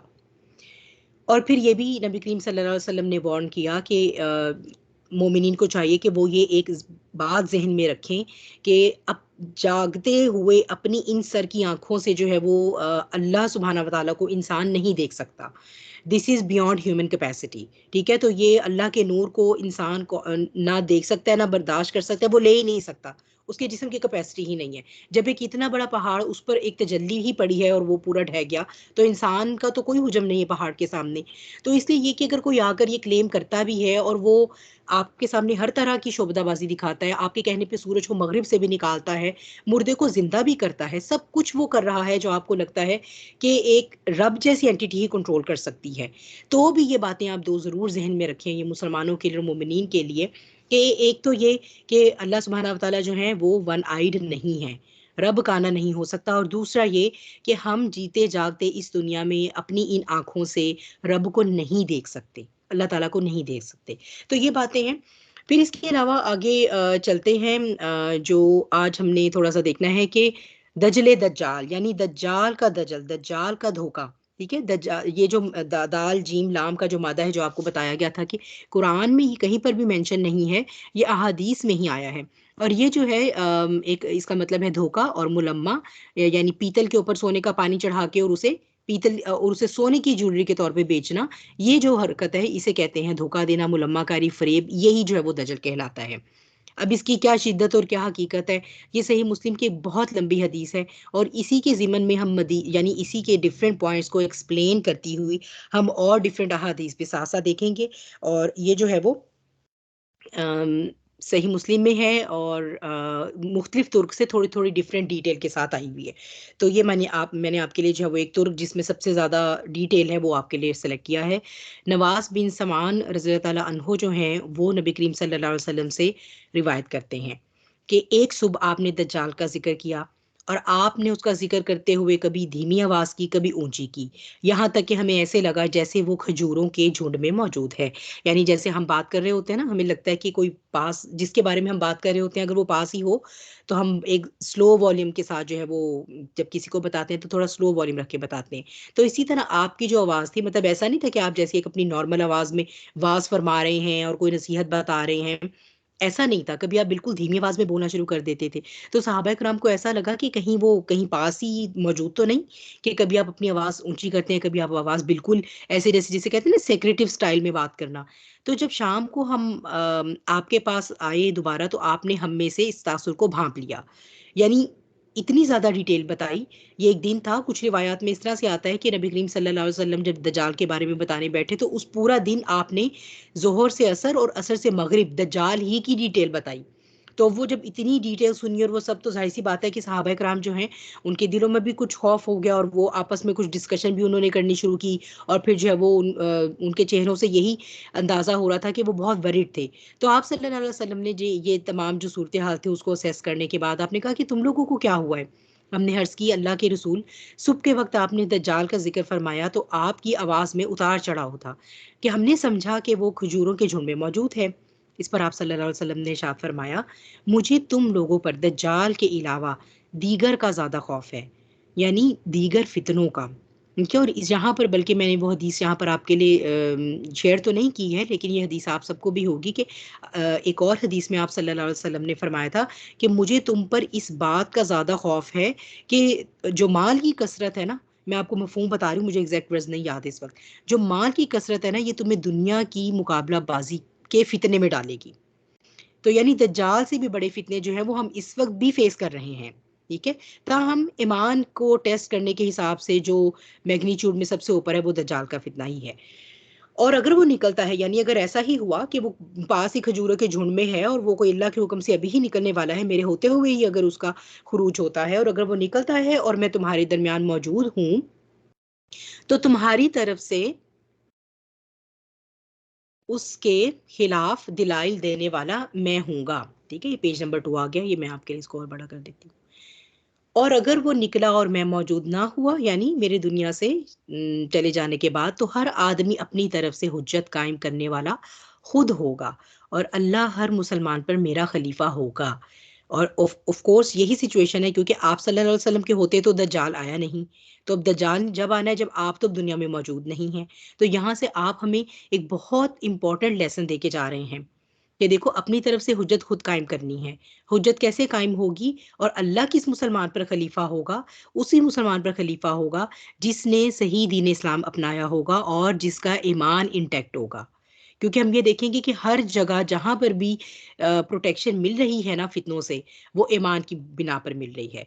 तो अगर वो मुसलमान जो पहले ही दजालियत का शिकार हो चुका हुआ है, उस मुसलमान पर अल्लाह ताला वो अपनी तरफ से हुज्जत कायम नहीं कर सकेगा और उसकी अल्लाह ताला कोई हेल्प नहीं करने वाली। ये उस मुसलमान की हेल्प होगी जिसने दज्जाल के फितने से आने से पहले पहले ही अपने ईमान पर काम कर लिया और अच्छे इमाल भी कर लिए, ईमान और इमाल साले। अच्छा, वो गुच्छेदार बालों वाला एक जवान शख्स है, उसकी एक आंख बेनूर है। मैं एक तरह से उसको अब्दुल अज़्ज़ा बिन क़तन से तशबीह देता हूँ। ये कोई शख्स था जो आप सल्लल्लाहु अलैहि वसल्लम के ज़माने में था, तो आपने ये सहाबा कराम को के लिए वाज़े करने के लिए कि वो कैसा दिखेगा, तो बताया कि भई ये उनके साथ रिज़ेम्बल, उस शख्स के साथ जो है वो रिज़ेम्बल करता है। तुम में से जो उसे पाए तो उसके सामने सूरह कहफ की इब्तिदाई आयात पढ़े। वो इराक और शाम के दरमियान एक रास्ते से निकल कर आएगा। ये वही जो मैं आपको कह रही थी कि सही मुस्लिम की हदीस में जो उसके खुरूज की जगह है वो इराक और शाम के दरमियान रास्ते से है। वो दाईं तरफ भी तबाही मचाने वाला होगा और बाईं तरफ भी। यानी ये कि दुनिया में जहां पर उसका खुरूज होगा, वहां से वो पूरी दुनिया पर जो है वो ट्रेवल करेगा, वहां से वो पूरी दुनिया को इन्फ्लुएंस करेगा। और जो भी जियोग्राफिकली वो जहाँ पर भी होगा, वहाँ से आप कह लें कि मशरिक और मगरिब दोनों तरफ उसकी एक्सेस होगी। तो ए अल्लाह के बंदो, तुम साबित कदम रहना। ठीक है, तो ये हमारे लिए दोबारा ताकीद है नबी करीम सल्लल्लाहु अलैहि वसल्लम की कि जो कुछ तुम देखोगे उसमें जो है वो तुमने अपने ईमान पर साबित कदम रहना है। तो वो ईमान जो दज्जाल के आने के बाद अभी जिसका आपने बीज ही बोया होगा, तो वो ईमान तो इतनी जल्दी पौधा नहीं बनेगा उस ईमान का। इसीलिए बहुत ये हदीस में भी जो आता है, जो हम पढ़ के भी आ चुके हैं, कि 3 फितनों के आने से पहले-पहले नेक माल कर लो, कि उसके बाद ना ईमान लाना नफ़ा देगा और ना ही अगर ईमान में पहले किसी ने नेक अमल नहीं किए थे और अब वो नेक अमल कर रहा है, तो उसका भी फ़ायदा कोई नहीं है। यानी या तो ईमान था ही नहीं या ईमान था और नेक काम नहीं किए। और यही हम देखें तो कुरान से बैक होता है। कुरान में बार-बार क्या किन किन 2 चीज़ों की बात होती है? ईमान और अमले सॉले, ईमान और अमले सॉले। तो ये दज्जाल और उन 3 निशानियों में से एक दज्जाल है, एक सूरज का मगरिब से तुलू हो जाना और एक जो है वो दावतुल अर्श का निकलना। एनीवेज़ आगे चलते हैं। हमने अर्ज़ की, अल्लाह के रसूल, ज़मीन में उसके रहने की मुद्दत क्या होगी? आप सल्लल्लाहु अलैहि वसल्लम ने फरमाया 40 दिन। 1 दिन 1 साल की तरह होगा, 1 दिन 1 महीने की तरह और 1 दिन 1 हफ्ते की तरह, और उसके बाकी सारे दिन तुम्हारे दिनों की तरह होंगे। तो इसमें जो है वो इस तरह है 40 दिन की एक्सप्लेनेशन, कि जो पहला दिन है वो 1 साल की तरह, दूसरा दिन 1 महीने की तरह, तीसरा दिन एक हफ्ते की तरह, और फिर बाकी सारे दिन इसी तरह जैसे 24 आवर्स के जो हमारा डे होता है इसी तरह होगा। अच्छा, इसके लिए जो है वो थोड़ी सी जैसे जो भी थेरीज आ रही होती हैं, या जो आप ये देखते हैं कि जो भी टेक्नोलॉजिकल एडवांसमेंट हो रही होती हैं, उसकी कुछ ना कुछ जो कोरिलेशन बनती है, मैं आपको साथ साथ बता देती हूँ। ज़रूरी नहीं कि ऐसा हो, ठीक है, क्योंकि ये जो है वो आप ये एक तरह से समझ लें कि मेरा अपना ही गौर व फिक्र के नतीजा है, तो इससे जो है वो इख्तलाफ बिल्कुल आप करने में हक बजानिब हैं। हो सकता है ऐसा हो सकता है ना हो। जैसे हम ये देखते हैं कि आजकल जो साइंटिस्ट हैं वो ये भी कोशिश कर रहे हैं कि हम सूरज को ब्लॉक कर सकें। फिर वही बात आ जाएगी कि बिल गेट्स का एक प्रोजेक्ट चल रहा है कि चूंकि बहुत ज़्यादा ग्लोबल वार्मिंग जो है वो बहुत बढ़ रही है दुनिया में, और उसकी वजह से जो है ये अंटार्कटिका के जो ग्लेशियर्स हैं वो पिघल रहे हैं, और अगर ये इसी रफ्तार से पिघलते रहे तो दुनिया की ज़ेरे आब आने का खदशा है। यानी समंदर की सतह बहुत रैपिडली ऊपर चली जाएगी और पूरी दुनिया सैलाब के ज़ेर असर आएगी। तो इससे बचाव के लिए हमें ये करना चाहिए कि हम किसी न किसी तरह सन को ब्लॉक कर दें। अच्छा, फिर इसी के साथ आप आगे चलें तो चाइना ने आर्टिफिशियल सन जो है वो बना लिया है, और अब वो आर्टिफिशियल मून बनाने की तरफ है। फिर जो है वो आप देखते हैं कि न्योम सिटी जो बन रहा है सऊदीया में, the city of the future, ठीक है, तो वो सिटी ऑफ द फ्यूचर जो है, जो कि 2030 तक उनका है कि हम इसको पूरा इसको कंप्लीट कर लें, उसका अपना सूरज होगा और अपना चांद होगा। तो अल्लाह आलम, ये जो उस वक्त जो है वो इस तरह जो यानी एक साल का एक दिन होगा, तो इसका मतलब है 6 महीने का दिन, 6 महीने की रात। इसी तरह एक दिन पूरा होता है कि उसमें कुछ दिन होता है, कुछ रात, या गालिबन आप इसको कुछ प्लस माइनस कर लें, ठीक है? दिन लंबा हो सकता है, रात कम महीनों की हो सकती है, रात ज़्यादा महीनों की हो सकती है, दिन। लेकिन ये सब कंट्रोल कैसे हो सकता है? ये सब जो है वो आप अगर नेचुरल सूरज को ब्लॉक कर दें, और जो आपने एक अपना आर्टिफिशियल सन बनाया है उसको यूज करें, तो डेफिनेटली वो आपको जो है वो 6 महीने नजर भी आ सकता है। अगर अब हम इस वक्त दुनिया में देखें, तो हमारे पास जो ये बात हमें मालूम है कि नॉर्थ पोल में 6 महीने का दिन, 6 महीने की रात होती है। ये रशिया के नॉर्थ में आप चले जाइए तो वहां पर जो है वो इस तरह के इलाके हैं जहाँ पर 6 महीने के दिन और 6 महीने की रात होती है। और इसी तरह यूरोप, यानी जितना भी आप नॉर्थ की तरफ ट्रेवल करते हैं तो ये वहां पर है, लेकिन उस वक्त ये फिनोमेना पूरी दुनिया में होगा। तो अल्लाह आलम, हो सकता है कि वो जो भी कोई दज्जाल का आर्टिफिशियली क्रिएटेड सन हो और आर्टिफिशियली क्रिएटेड मून हो, जो जिसके कि अभी बहुत महदूद पैमाने पर तजर्बात हो रहे हैं, बल्कि बन चुका है, तो वो हो सकता है उस वक्त इसकी वजह से जो है वो एक दिन हमें एक साल का मालूम हो, फिर एक दिन एक महीने, और फिर बाकी जो है वो हमारे सारे दिनों की तरह। अच्छा, फिर जो सहाबा कराम हैं उनका जो है सवाल वो क्या आया, तो उनका सवाल ये आया कि अल्लाह के रसूल, वो दिन जो एक साल की तरह होगा, क्या उसमें हमारे लिए एक दिन की नमाज काफ़ी होगी? तो आप सल्लल्लाहु अलैहि वसल्लम ने फरमाया कि नहीं, तुम उसकी मिकदार का तयन करना और उसके मुताबिक नमाज अदा करना। यानी अगर हम हैं ना, तो अब हम इस एज में हैं कि हमारे लिए ज़्यादा इंटरेस्ट किस तरफ चला जाएगा? हमारे ज़्यादा इंटरेस्ट ये होगा कि अब हम जो है वो डिफरेंट थेरीज या ये जो एडवांसमेंट है ना, इनके ऊपर अपना फोकस कर दें। अच्छा, ये जो आर्टिफिशियल सन, मून, ये वो जो, इसके बारे में हम बहुत खंगाल लें, लेकिन जो असल फिक्र करने की बात है उसकी तरफ हमारी फिक्र ना जाए। ठीक है, ये जो रेलिवेंस है वो हमें पता होनी ज़रूरी है, ताकि हमारे दिमाग के वो, आप जिसे कहते हैं ना, पेज खुले रहें, और हम रिलेट कर सकें कि अच्छा, अब ये जो आर्टिफिशियल इंटेलिजेंस आ रही है, मेटावर्स आ रही है, ये चीज़ें हम रिलेट कर सकें। लेकिन हमारा फ़ोकस जो है ना, वो असल में उसके अंदर जो है वो असल मग़ज़ है ना उस बात का, उस पर होना चाहिए। ये बिल्कुल इसी तरह है जैसे जब हम सूरह कहफ पढ़ रहे थे, तो अल्लाह ताला ने फ़रमाया था ना कि अभी ये मैं सारी जो मैंने इकोसिस्टम चेंज किया, उनके लिए मैंने जो है वो सूरज का रास्ता ऐसे कर दिया, उनके गार का रुख ऐसा था, वेंटिलेशन कितनी प्रॉपर थी, उनको करवट भी दिलवाई गई। अच्छा, ये सारा बता के अल्लाह ताला आगे क्या फ़रमाते हैं? अच्छा, अभी देखना ये लोग पता है किस बहस में पड़ जाएँगे, कि वो 5 थे कि 4 थे, वो 7 थे कि 8 थे। यानी वो ये सारी बातें, ये जो गौर करने वाली बातें थी ना, कि अगर कोई अल्लाह पर ईमान लाता है तो कैसे अल्लाह सुब्हाना व तआला उसके लिए असबाब ऐसे बनाते हैं जो हमें मफ़ूकुल फ़ितरत बात लगती है, लेकिन अल्लाह ताला उसको भी मुमकिन करते हैं। वो ये इसके ऊपर फ़ोकस नहीं जाएगा, फ़ोकस किस पे आ जाएगा कि वो 6 थे या 7 थे, 7 थे या 8 थे, या ये कि 5 थे, छठा उनका कुत्ता था। तो ये इस तरह की बातों में पड़ने के बजाय हमें ज़्यादा जो है ना वो फ़ोकस करना चाहिए कि हमें उसमें से क्या चीज़ जो है वो, उस बात का मग़ज़ क्या है जो हमारे ईमान के लिए नाफ़े हो। तो चूँकि सहाबा इकराम को पता था कि नमाज के बगैर तो ईमान है नहीं, और दज्जाल का फितना जो है ये ईमान को ही सबसे ज्यादा हिट करने वाला है। तो भाई सबसे पहले उस बात की फिक्र करें जो हमारे ईमान की हिफाजत करने वाली है। तो इसीलिए जो है वो सबसे पहले उन्होंने उनसे नमाज का सवाल किया। तो फिर जो है वो नबी करीम सल्लल्लाहु अलैहि वसल्लम ने फरमाया कि नहीं, जिस तरह आप अंदाजा करते हैं, फॉर एग्जांपल जैसे हम बाय क्लॉक अंदाजा करते हैं, या जैसे अभी भी जहाँ 6 महीने के दिन और 6 महीने की रातें होती हैं, वहां पर अगर जब रमजान आ जाता है या उनके जो नमाजों के औकात होते हैं, तो वो उसको जो है वो कैलकुलेट कर लेते हैं सूरज की मूवमेंट के साथ। या फिर ये जैसे जैसे हम ये कैलकुलेट कर पाते हैं ना कि अगर सर्दियों के दिन चल रहे हैं तो 12:30 बजे जोहर होगी, तो 3 बजे असर हो जाएगी। तो अब अगर मिसाल और सूरज ढल जाएगा, अब मिसाल के तौर पे सूरज तो नहीं ढल रहा, सूरज तो बिल्कुल उसी तरह है, बिल्कुल दिन का चढ़ा हुआ है, लेकिन 12 बजे तो हम ये समझेंगे कि ये जोहर का टाइम हो गया, 3 बजे हम खुद ही कैलकुलेट कर लेंगे कि ये असर का टाइम हो गया। तो इस तरह की कैलकुलेशन कोई अल्लाह आलम कोई तरीका होगा, बहरहाल जो उस वक्त भी स्कॉलर्स डिवाइस करेंगे और शरिया की रूलिंग को सामने रखते हुए जो भी इंसान जो भी मोमिनीन उस वक्त मौजूद होंगे वो अपनी नमाजों को उसी तरह कैलकुलेट करेंगे। फिर साहबा कराम सल्लल्लाहु अलैहि वसल्लम ने अर्ज की कि अल्लाह के रसूल, ज़मीन में उसकी सूरत रफ्तार क्या होगी, यानी वो किस स्पीड पे ट्रेवल करेगा उस वक्त। क्योंकि अभी हम अगर हम उस दौर में चले जाएं जब ये सवाल जवाब हो रहे हैं, तो उस दौर में सफ़र जो है वो ऊँटों से हो रहा है, या फिर बहुत तेज़ रफ्तार जानवर होगा तो वो घोड़ा होगा।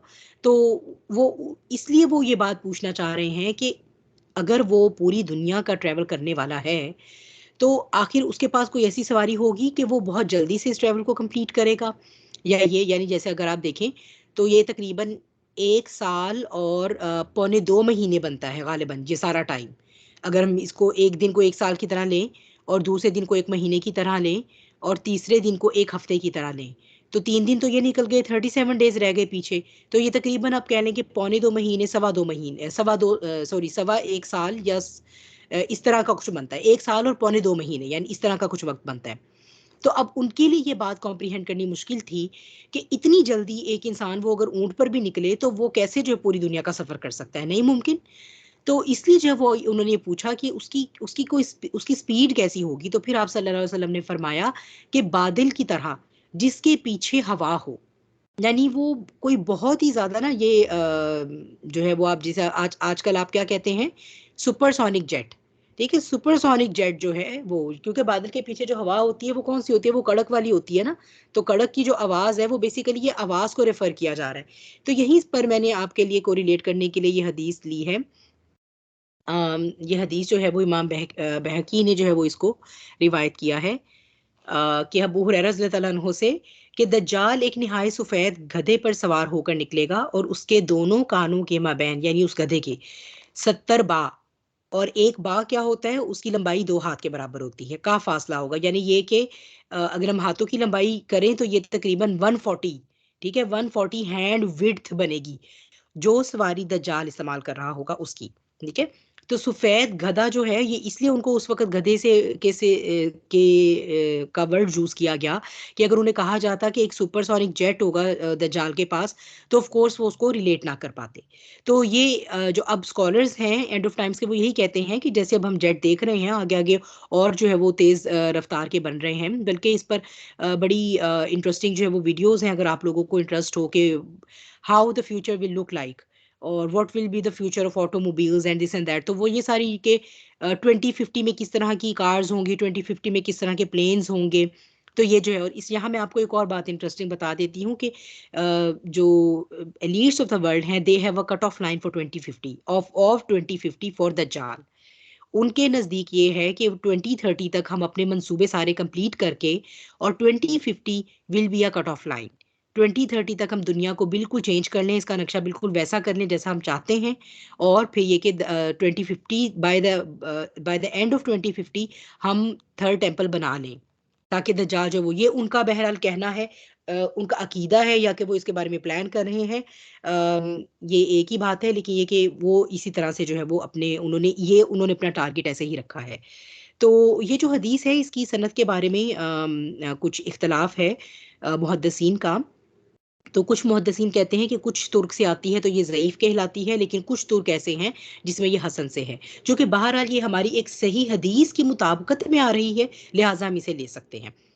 तो इस तरह है कि उसके जो, और ये जो 2 कान हैं, इससे मुराद जो जेट के 2 पर होते हैं, उसको लिया जाता है। ठीक है, ये स्कॉलर जो आजकल उसकी तशरीह करते हैं वो कुछ इस तरह से है। अच्छा, फिर ये कि अब वो जब आएगा, ठीक है, अब इसको ये आप देखें कि यानी दज्जाल का खुरूज हो गया और उसके साथ उसके फॉलोअर्स हैं।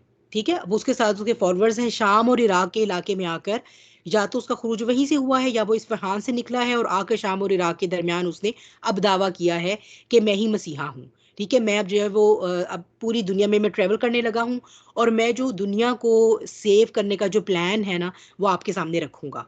तो जो जो उस प्लान को एग्री करेगा उसको मेरी हेल्प पहुंचेगी और मैं उसको प्रोटेक्ट करूंगा हर तरह से, और वो जो है वो बिल्कुल ब्लेस्ड होगा। और जो मेरे प्लान से एग्री नहीं करेगा, जो मेरे साथ ट्रीटी साइन नहीं करेगा, जौन सा मुल्क या जौन सा इलाका या जौन सी जगह जो है वो मेरे साथ मेरी मेरी ट्रीटी को एक्सेप्ट नहीं करेगी, तो उसको जो है वो लूजर हो जाएंगे। ठीक है, वो बिल्कुल खो देंगे सब कुछ। अच्छा, यहाँ पर वो जो कुछ लेकर निकलेगा उसकी तफसील तो इसी हदीस में आ रही है, लेकिन यही रुक के हम ये देखते हैं कि वो जो दजल अपने साथ लेकर आएगा वो दजल क्या है। ये हमारे पास जो है वो ये सही मुस्लिम ही की हदीस है। एक हदीस जो है उसमें ये हज़रत जो राइट साइड वाली है ये देख लेते हैं पहले, कि ये हज़रत हुज़ैफ़ा रज़ी अल्लाह अन्हु से है कि दज्जाल के बारे में आप सल्लल्लाहु अलैहि वसल्लम ये फरमा रहे हैं कि बेशक उसके हमराह पानी होगा और आग होगी। उसकी आग असल में ठंडा पानी होगा और उसका पानी आग होगी। तो तुम लोग हलाक ना हो जाना।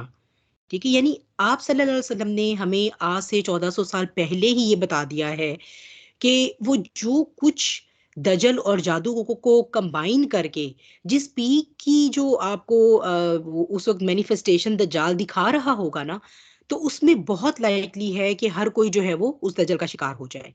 लेकिन ये कि आप सल्लल्लाहु अलैहि वसल्लम ने वार्न कर दिया कि फेस वैल्यू पे तो वो पानी, उसका पानी पानी नजर आता होगा, या फेस वैल्यू पे तो वो आग नजर आती होगी। अब इसको मैंने आपको पहले भी बताया था कि 7G टेक्नोलॉजी की वीडियोस आप जाकर देखिए यूट्यूब पे, आपको बिल्कुल चीज़ें ऐसी चीज़ें नज़र आती हैं जो एग्जिस्ट ही नहीं करती, और कुछ देर को बड़ा उसका रियल इफेक्ट भी आता है। ठीक है, इसी तरह अगर हम देखें तो होलोग्राम टेक्नोलॉजी है। होलोग्राम्स जो है, मैं अब आपको इसकी डिटेल नहीं बता रही क्योंकि मेरा मकसद जो है वो आपको यहाँ पर साइंटिफिक एडवांसमेंट पढ़ाना नहीं है।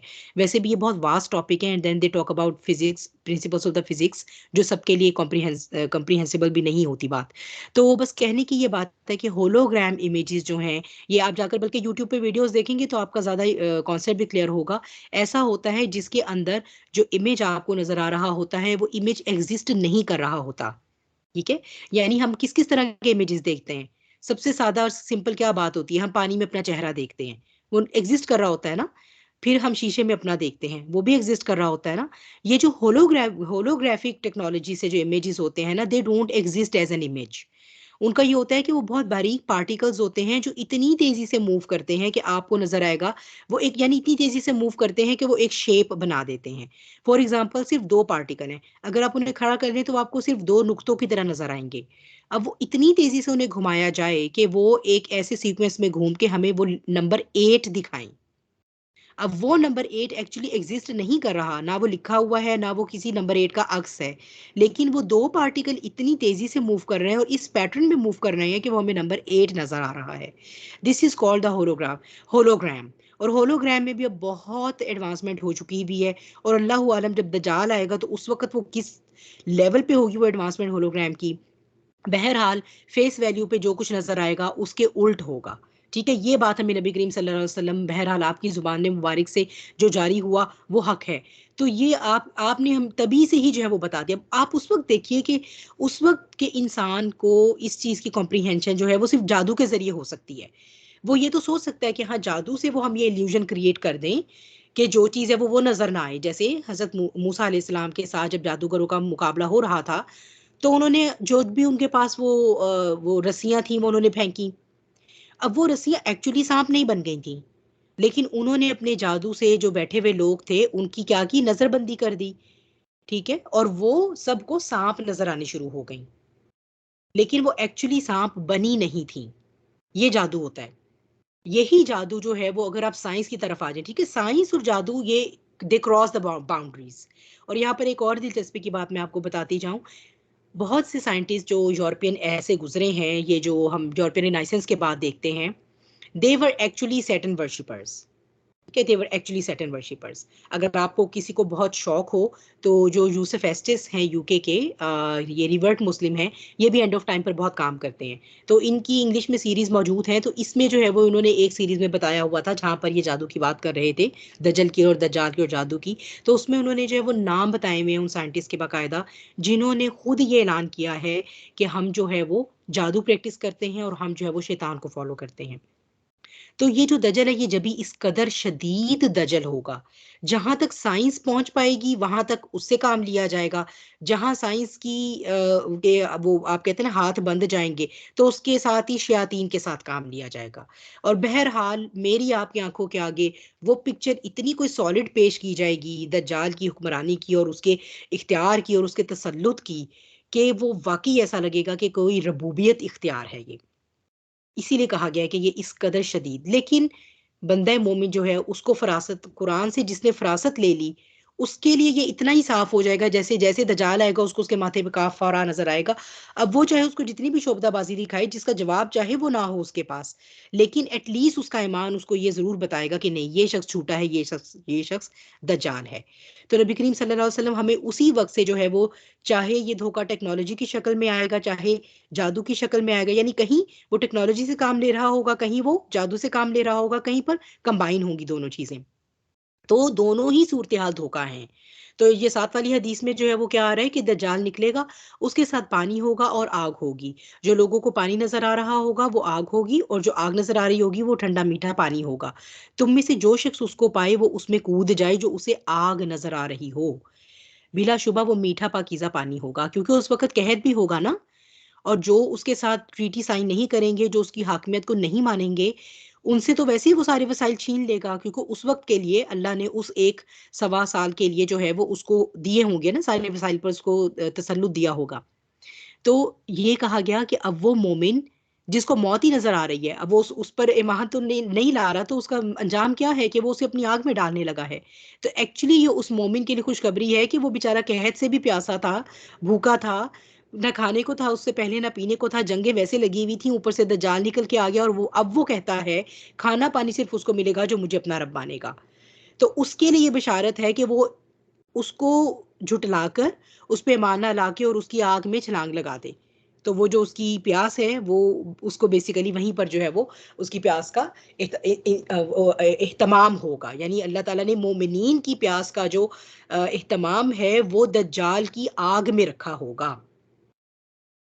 और अगर आप ये होलोग्राफिक वाले देखेंगे ना, तो आप देखेंगे holographic images they look very real, लेकिन जब आप हाथ लेकर जाते हैं जैसे फेस नजर आता है, तो आप वहां पर कुछ भी नहीं होता ना, इट्स लाइक एयर, हवा ही है, वो सॉलिड, वो एग्जिस्ट नहीं करते। तो अगर ये वाकई होलोग्राफिक होगा तो आप सोचें कि वो आग सिर्फ ऐसी होगी कि वो एग्जिस्ट नहीं कर रही और वो जलाएगी भी नहीं। यानी हजरत इब्राहिम अलैहिस्सलाम को तो जिस आग में फेंका गया था वो तो रियल आग थी, तो ये आग भी रियल नहीं होगी, ये जलाएगी ही नहीं। एक पल को भी नहीं जलेगा मोमिन जब उसमें फेंका जाएगा, वो बेसिकली कहाँ चला जाएगा, वो जो उसका ठंडा जो जन्नत का चश्मा होगा ना, उसका पानी होगा बेसिकली वो, तो वो उसको वो नसीब हो जाएगा।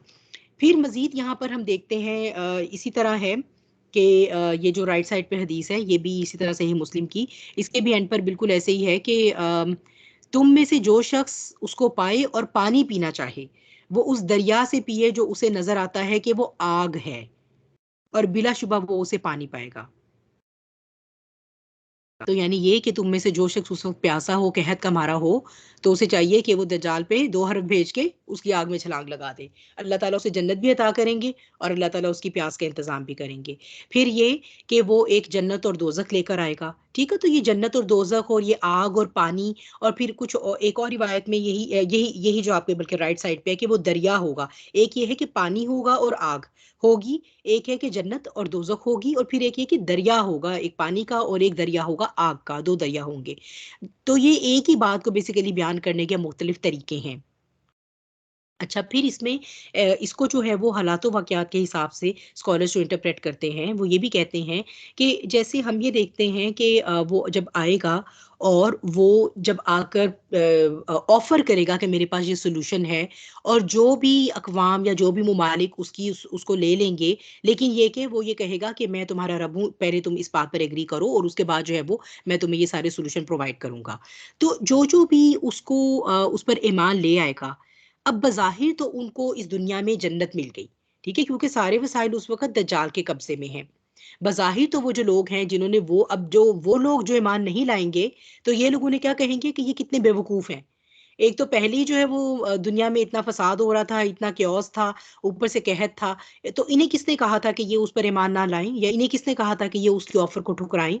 तो बेसिकली ये कि वो लोग जिन्हें दुनिया में जन्नत मिल गई, वो असल में उन्होंने आखिरत की दोज़ख का या आखिरत की आग का सौदा कर लिया।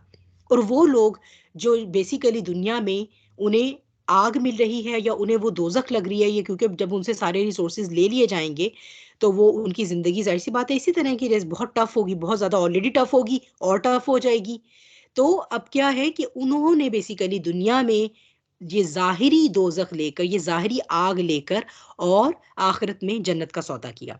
यानी ना सिर्फ़ ये कि सिर्फ़ वही इंसान या वही मोमिन जिसे वो उसी वक़्त आग में फेंकेगा और वो जन्नत में पहुँच जाएगा, बल्कि वो मोमिन जो उस वक़्त ज़िंदा है, उसके लिए ये आज़माइश थोड़ी और प्रोलॉन्ग होगी, ठीक है? जब तक उसको मौत नहीं आ जाती, उसके लिए आज़माइश प्रोलॉन्ग है, या ये कि जब तक हज़रत ईसा अलैहिस्सलाम नहीं उतर आते, तो तब तक उसके लिए आज़माइश प्रोलॉन्ग है। तो वो इस बात पर अपना ईमान रखे कि ये ज़ाहिर में जो सारे वसाइल ये दे रहा है, जो कि हमें बहुत ज़ाहिरी जन्नत लग रही है, मैंने ये नहीं लेनी। मैंने जो है वो इसके ऑपोज़िट चलना है। तो ये एक बहुत बड़ा धोखा, बहुत बड़ा दजल होने वाला है। फिर ऑन टॉप ऑफ दैट के हालात भी ऐसे होंगे, ठीक है? वो हालात कैसे होंगे वो हम आगे जाकर देखते हैं। पहले ज़रा इस हदीस को हम कंप्लीट कर लेते हैं। अब यहीं पर जो है वो आप चलें, यही जो हम सही मुस्लिम की हदीस देख ले रहे थे। यानी अब ये कि उसने अपना वर्ल्ड टूर शुरू किया अपने सुपरसोनिक जेट के ऊपर, या वल्लाहु आलम जो भी उसकी सवारी होगी। और वो एक बहुत स्पीड पर जो है वो मुल्को-मुल्को जा रहा है। फिर वो एक कौम के पास आएगा, यानी सबसे पहले जिस कौम के पास जाएगा, इसी तरह वो हर कौम के पास जाएगा और उन्हें दावत देगा और वो उस पर ईमान ले आएँगे और उसकी बातें मानेंगे। तो वो आसमान को हुक्म देगा और वो बारिश बरसाएगा, और वो ज़मीन को हुक्म देगा तो वो फसलें उगाएगी। अच्छा, अब ये जो है वो मैं आपको नाम बताती चली जाऊँगी, आप लोगों को जिनको शौक हो वो खुद इसको रिसर्च कर कर सकते हैं बाद में। वेदर कंट्रोल प्रोग्राम जो है वो हार्प के नाम से, ये अब से तकरीबन आप कह लें कि कोई तकरीबन 18-20 साल पहले harp project, HAARP, harp project जो है, ये इसकी वीडियोस जो है वो कुछ लीक हुई थी। और उसमें जो है वो अगर आप देखें तो वो वीडियो जो है, उसमें वो दिखाते हैं कि मशीन है जो बादल बनाती है, तो वो बादल जब चले जाते हैं ना ऊपर, तो वो बिल्कुल बिल्कुल रियल लगते हैं, ठीक है? तो ये ख़ैर ख़ैर ये तो हमारे लिए वैसे कोई इतनी अचंभे की बात नहीं रहेगी, आपको मालूम ही है जैसे जज़ीरा नुमा अरब में भी, या उन मुल्कों में जहाँ पर बसा औक़ात जो है वो थोड़ी-सी कहत साली हो जाती है और बारिश बहुत ज़्यादा लंबा अरसा बारिश नहीं होती, तो हम ये देखते हैं कि आर्टिफ़िशियल बारिश जो है वो बरसाई जाती है। तो इस तरह से ये जो मौसमों को कंट्रोल करने का प्रोग्राम है, हार्प प्रोग्राम, ये तो अब से 18-20 साल पहले ही जो है वो मंज़र-ए-आम पर उसकी वीडियोज़ आई थी कि किस तरह जो है वो बादल बना रहे हैं। तो इसी तरह वो और भी जो है वो मौसम के एस्पेक्ट्स जो है उसको कंट्रोल करते हैं। बहरहाल उसके बाद चूँकि उन्होंने खुद ही ये कह के कि this is something, this does not fall within the ethical boundaries, तो इस वजह से जो है वो जी हमने इस पर पाबंदी लगा दी है, तो अब जो है वो ये अंडरग्राउंड चला गया, और वो पाबंदी लगाने का मतलब ये होता है कि इसे दुनिया के लिए ये ओपन नहीं है, लेकिन सिर्फ़ ये कि हमारे वो साइंटिस्ट जिन्हें हमने हायर किया हुआ है, they will keep on working on that for us, और अब ये टेक्नोलॉजी सिर्फ़ हमारे हाथ में रहेगी। जैसे क्लोनिंग भी जब शुरू हुई थी, तो हमने देखा था कि डॉली जो भेड़ थी उस वक़्त की, उसे क्लोन किया गया था, तो उसके बाद ह्यूमन क्लोनिंग की बातें होना शुरू हो गई थी। तो इन्होंने फिर यही ऐलान किया था कि नहीं, नहीं, नहीं, नहीं, human cloning is not ethical, तो इसके ऊपर पाबंदी लगेगी और ये कोई भी नहीं कर सकता, कोई मुल्क नहीं कर सकता। जिसका क्या मकसद है? इसका ये मकसद है कि एरिया 51 में अमेरिका में जो हमारे साइंटिस्ट बैठे हुए हैं, ये सिर्फ़ वो करेंगे, आप नहीं कर सकते। बाकी और किसी के पास ये टेक्नोलॉजी नहीं होगी, ये क्लोनिंग में सिर्फ़ हम करेंगे, और हम अब अंडरग्राउंड इसके ऊपर अब से 10-20 साल बाद कितनी तरक्की हो चुकी है, अल्लाह ताला जानते हैं।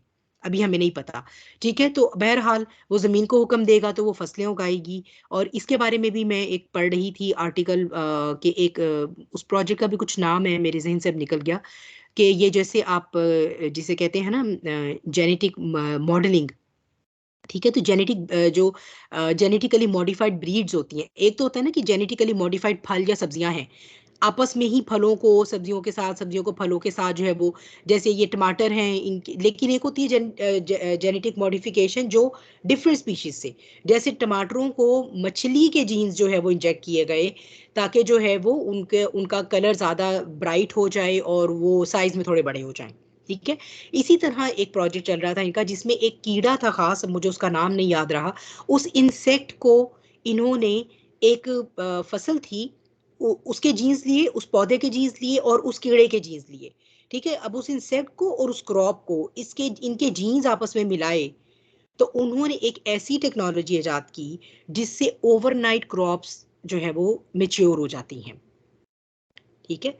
तो ठीक है, भला हुआ आलम कि वो ये एक टेक्नोलॉजी इस्तेमाल करेगा, या कि ये वो इससे भी आगे कोई और भी हो सकती है। ठीक है। तो ये जो है वो इस तरह से होगा कि ओवरनाइट, यानी वो जो है, ये मैंने खुद पढ़ा हुआ ये आर्टिकल जो मैं आपको जिसकी ये बता रही हूँ ना, कि अभी ये दिस वाज अंडर वे, अभी इसके ऊपर रिसर्च चल रही थी। फिर शाम के औकात में उनके जानवर वापस आएंगे तो उनके कोहान सबसे ज्यादा ऊंचे और थन इंतहाई ज्यादा भरे हुए और कोखें फैली हुई होंगी। तो अब आप ये देखिए कि ये जो कुछ भी रिस्क की फरावानी वो जाहिर कर रहा होगा, इसमें से रियल तो कोई चीज़ भी नहीं होगी ना। वो जो कुछ भी उनकी डाइट होगी, that was extremely plastic, that was extremely genetically modified. और आप तो अगर देखें तो ये उस वक्त क्या जाना, अभी ही अगर आप देखें तो आर्टिफिशियल मीट बनना शुरू हो गया है। मुझे नहीं पता आप लोगों को ये मालूम है या नहीं, अमेरिका में एक चेन है बर्गर्स की, जो लेबोरेटरी ग्रोन बीफ के पैटी बनाकर और उसके बर्गर बेचती है। ठीक है। वो बीफ ऐसा है जो किसी जानवर से नहीं आ रहा, उसको खुद ही इंसानों ने पता नहीं किस किस्म की जेनेटिक टेक्नोलॉजी जो है वो यूज़ की है, जेनेटिक कॉम्बिनेशन के साथ और मॉडिफिकेशन के साथ, तो वो इस्तेमाल करते हुए जो है वो एक अब आर्टिफिशियल एक मीट बन रहा है जिसका टेस्ट जो है वो बिल्कुल मीट की तरह है। लेकिन ये कि उसके नुकसानात क्या होंगे, ये तो जब एक डेकेड के बाद जो है वो, जब एक दहाई के बाद उसके नताइज आएंगे सामने जिन्होंने कंज्यूम किया है उनमें, तो फिर पता चलेगा। तो इस तरह ये है कि वो जो भी टेक्नोलॉजीज हम अभी भी अपनी आंखों के सामने जो देख रहे हैं, आप ये समझे बस वो अपने पीक पर उस वक्त एग्जिबिट हो रही होंगी। अभी भी हम देखते हैं कि जानवरों को जो है वो प्रोजेस्टेरॉन के इंजेक्शन लगाकर और उनकी ब्रीड कितनी जल्दी की जाती है। और फिर ये कि किस तरह जो है वो ज़्यादा दूध लेने के लिए ये जो गाय भैंस है, ये जो जानवर होते हैं, इनको कौन कौन से इंजेक्शन लगाए जाते हैं, ये तो हम आज भी जो है वो प्रैक्टिस हो रही हैं, उस वक्त जो है वो बिल्कुल और ज़्यादा पीक पे होंगी। तो बहरहाल जो कौम उसके दजल को तस्लीम कर लेगी, जो कौम उसके दजल को मान लेगी, जो कौम जो है वो उसको अपना रब मान लेगी, उनको वो इस किस्म की दज्जाली टेक्निक्स के साथ जो है ना वो सारा रिस्क प्रोवाइड करेगा।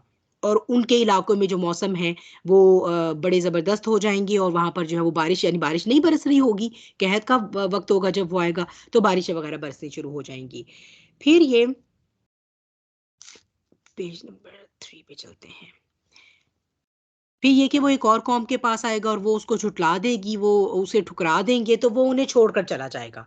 तो किस तरह छोड़कर जाएगा कि जो कोई भी रिसोर्सेज उनके इलाके में होंगे वो सब के सब खत्म हो जाएंगे, तो वो कहत का शिकार हो जाएंगे, और उनके माल मवेशी में से कोई चीज उनके हाथ में नहीं होगी। ठीक है। और वो बंजर जमीन से गुजरेगा, यानी दज्जाल जब बंजर जमीन से गुजरेगा तो उससे कहेगा अपने खजाने निकाल। तो उससे खजाने, यानी जमीन से खजाने उस तरह उसके पीछे लग जाएंगे जिस तरह शहद की मक्खियों की रानियां हैं, यानी सारे के सारे रिसोर्सेज दुनिया के उस वक्त सिर्फ उसके कब्जे में होंगे। और उसको ये भी जो है वो इख्तियार होगा कि एक बैरन लैंड से, बिल्कुल एक बैरन लैंड से, या एक ऐसी ज़मीन से जिसके नीचे मादनियात थी भी नहीं, तो वो जो है वो उसमें से मादनियात निकल के और सारे जो भी वसाइल हैं वो निकल के वो उसको फॉलो करेंगे, ताकि वो पूरी दुनिया को दिखाए कि ये सारे तो मेरे पास है। तो इसको सिम्बॉलिकली भी एक्सप्लेन करते हैं स्कॉलर्स, और ये फिजिकली भी होगा। सिम्बॉलिकली भी वो कहते हैं कि चूंकि सारे के सारे हल उसके पास ही होंगे ना, वो पूरी दुनिया को बताएगा कि अगर आप ये कर लें, फलां काम यूं हो जाए, या ये टेक्नोलॉजी यूज कर लें, तो आपके बारिश भी हो जाएगी, ये हो जाएगा, वो हो जाएगा। ठीक है। तो ये सारे उसके पास सिंबॉलिकली भी होंगे, हल भी होंगे जो वो दुनिया को बताएगा, और फिजिकली भी उसी के पास होंगे। और ये बात बार बार जहन में रखें कि जब दज्जाल का खुरूज होगा उस वक्त थर्ड वर्ल्ड वॉर का ज़माना चल रहा होगा, और इतनी ज़्यादा एटॉमिक और केमिकल वॉरफेयर से तबाही हो चुकी होगी कि उस वक्त अब जे बाकी की, यानी सिवाय एलीट्स ऑफ द वर्ल्ड को छोड़ के, जो अभी तक पर्दे के पीछे बैठे हुए हैं, उन्हें छोड़ के उस वक्त जितनी भी सुपर पावर्स हैं या जो भी अब जमीन के ऊपर हमें बज़ाहिर नजर आ रही थी ना पावर्स, वो सब अपनी टेक्नोलॉजी से हाथ धो बैठेंगे। जभी तो जो है वो उस वक्त फिर दज्जाल के पीछे सब लगेंगे। ठीक है, तो इससे जो है वो उस वक्त ये जो बैठ बैठ जाएंगे, ये इस उस वक्त मैंने पहले भी बताया था, थर्ड वर्ल्ड वॉर के टाइम पे ये जितने इस्फहानी यहूदी हो गए, दज्जाल के पैरोकार, elites of the world, Bilderberg group, Illuminati वगैरह वगैरह, ये सब अंडरग्राउंड बैंकर्स में होंगे, बंकर्स में होंगे। ठीक है, अंडरग्राउंड बंकर्स जो है ये दुनिया में जितनी भी इस वक्त डिफेंस के हवाले से स्ट्रेटेजिक पोजीशंस हैं वहां पर बने हुए हैं।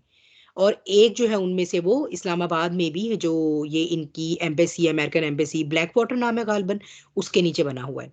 तो दुनिया में जितनी भी सारी दिफाई हिसाब से बहुत स्ट्रेटेजिक पोजीशंस है ना, वहां पर ये सारे बंकर्स इनके बने हुए हैं। उन बंकर्स के अंदर 50-50 साल तक का खाने का सामान मौजूद है। और उनकी कम्युनिकेशन के लिए मेरियाना ट्रेंच के नाम से कोई जो वेब है, ये वो यूज़ करते हैं। और ये मैंने आपको पहले भी बताया था कि इल्यूमिनाटी अभी भी जो है वो मेरियाना ट्रेंच इंटरनेट को यूज़ करती है। ठीक है, जो किसी भी चीज़ से इंटरप्ट नहीं होता, चाहे आप सारी रेडिएशंस हो ज़मीन के ऊपर, चाहे सब वेव्स ब्लॉक कर दी जाएं, उसकी कोई इस किस्म की टेक्नोलॉजी है कि वो ब्लॉक नहीं होता, और ये उसके थ्रू जो है वो कम्युनिकेट करती हैं। तो इस तरह ये सारी की सारी अपनी जो टेक्नोलॉजिकल एडवांसमेंट है वो अभी भी इनकी अगर देखें तो जितनी भी जो कुछ थोड़े बहुत नोन इलाके हैं, जिसमें से मैंने एरिया 51 का नाम लिया, ये सारी अंडरग्राउंड काम करते हैं। इसी तरह कहा जाता है कि मलका एलिज़ाबेथ जो है इसकी अंडरग्राउंड इंग्लैंड में इसकी अंडरग्राउंड लेबॉर्ट्री काम कर रही है। ठीक है, ये सारी वो बातें हैं जो कही जाती हैं। मैं आपको ये नहीं कह रही कि आप बिलीव ही करें, लेकिन बहरहाल जब दज्जाल आएगा तो वो तो अपनी इसी तरह सारी, यानी वो सारी चीज़ें, वो सारी टेक्नोलॉजिकल एडवांसमेंट जो इस वक्त दुनिया इस्तेमाल कर रही है, वो उसे हाथ धो बैठेगी as a result of third world war. तो फिर वो कहाँ से निकल कर आएंगी वो सारी चीजें, और जब वो निकल कर आएंगी तो सबकी आंखें खुली की खुली रह जाएंगी कि हम तो इससे बहुत ही लो लेवल पर इस टेक्नोलॉजी को यूज कर रहे थे, ये तो बहुत ही पीक पर है। जैसे क्लोनिंग की वो जो पीक होगी उस वक्त, जिससे वो लगेगा कि अच्छा ये तो वही इंसान जिंदा है। तो ये सारी चीजें जो है वो इस तरह इनके कब्जे में जो है वो, अल्लाह आलम के इसी तरह होगा या नहीं होगा, लेकिन ये एक पिक्चर है जो मुझे नजर आती है, तो मैं आपके साथ शेयर कर रही हूँ इसको। ठीक है, और फिर ये कि क्या टाइम हो गया हमारे पास, चले मेरा ख्याल है यहीं पर जो है ना वो इसे रोकते हैं, क्योंकि दजाल के बारे में और बातें भी हैं हमारे पास, और फिर इसी जो ये जो हम लंबी हदीस कर रहे हैं, इसी की एक्सप्लेनेशन में हमारे पास फिर और छोटी छोटी हदीस भी आती हैं। फिर हम देखेंगे कि किस तरह वो अपना टूर कंप्लीट करते हुए जब मदीना पहुंचेगा तो वहाँ उसके दाखिल होने की जो सूरत हाल है, और फिर मदीना के हवाले से जो हदीस हैं, और इंशाल्लाह कोशिश करेंगे कि नेक्स्ट टाइम में हम दज्जाल का ये जो है वो हम इसको कंप्लीट कर लें इंशाल्लाह। ठीक है, तो यहाँ यहीं पर इसको जो है वो इज़ाफ़ा हम अभी क्लोज करते हैं। वाखिरु दावाना अनिल हम्दुलिल्लाहि रब्बिल आलमीन। आऊज़ु बिल्लाहि मिनश शैतानिर रजीम। बिस्मिल्लाहिर रहमानिर रहीम। वल अस्र इन्नल इंसाना लफ़ी खुस्र इल्लल लज़ीना आमनु व अमिलुस स्वालिहाति व तवासौ बिल हक़्क़ि व तवासौ बिस सब्र। जज़ाकुमुल्लाह खैर कसीरन कसीरा।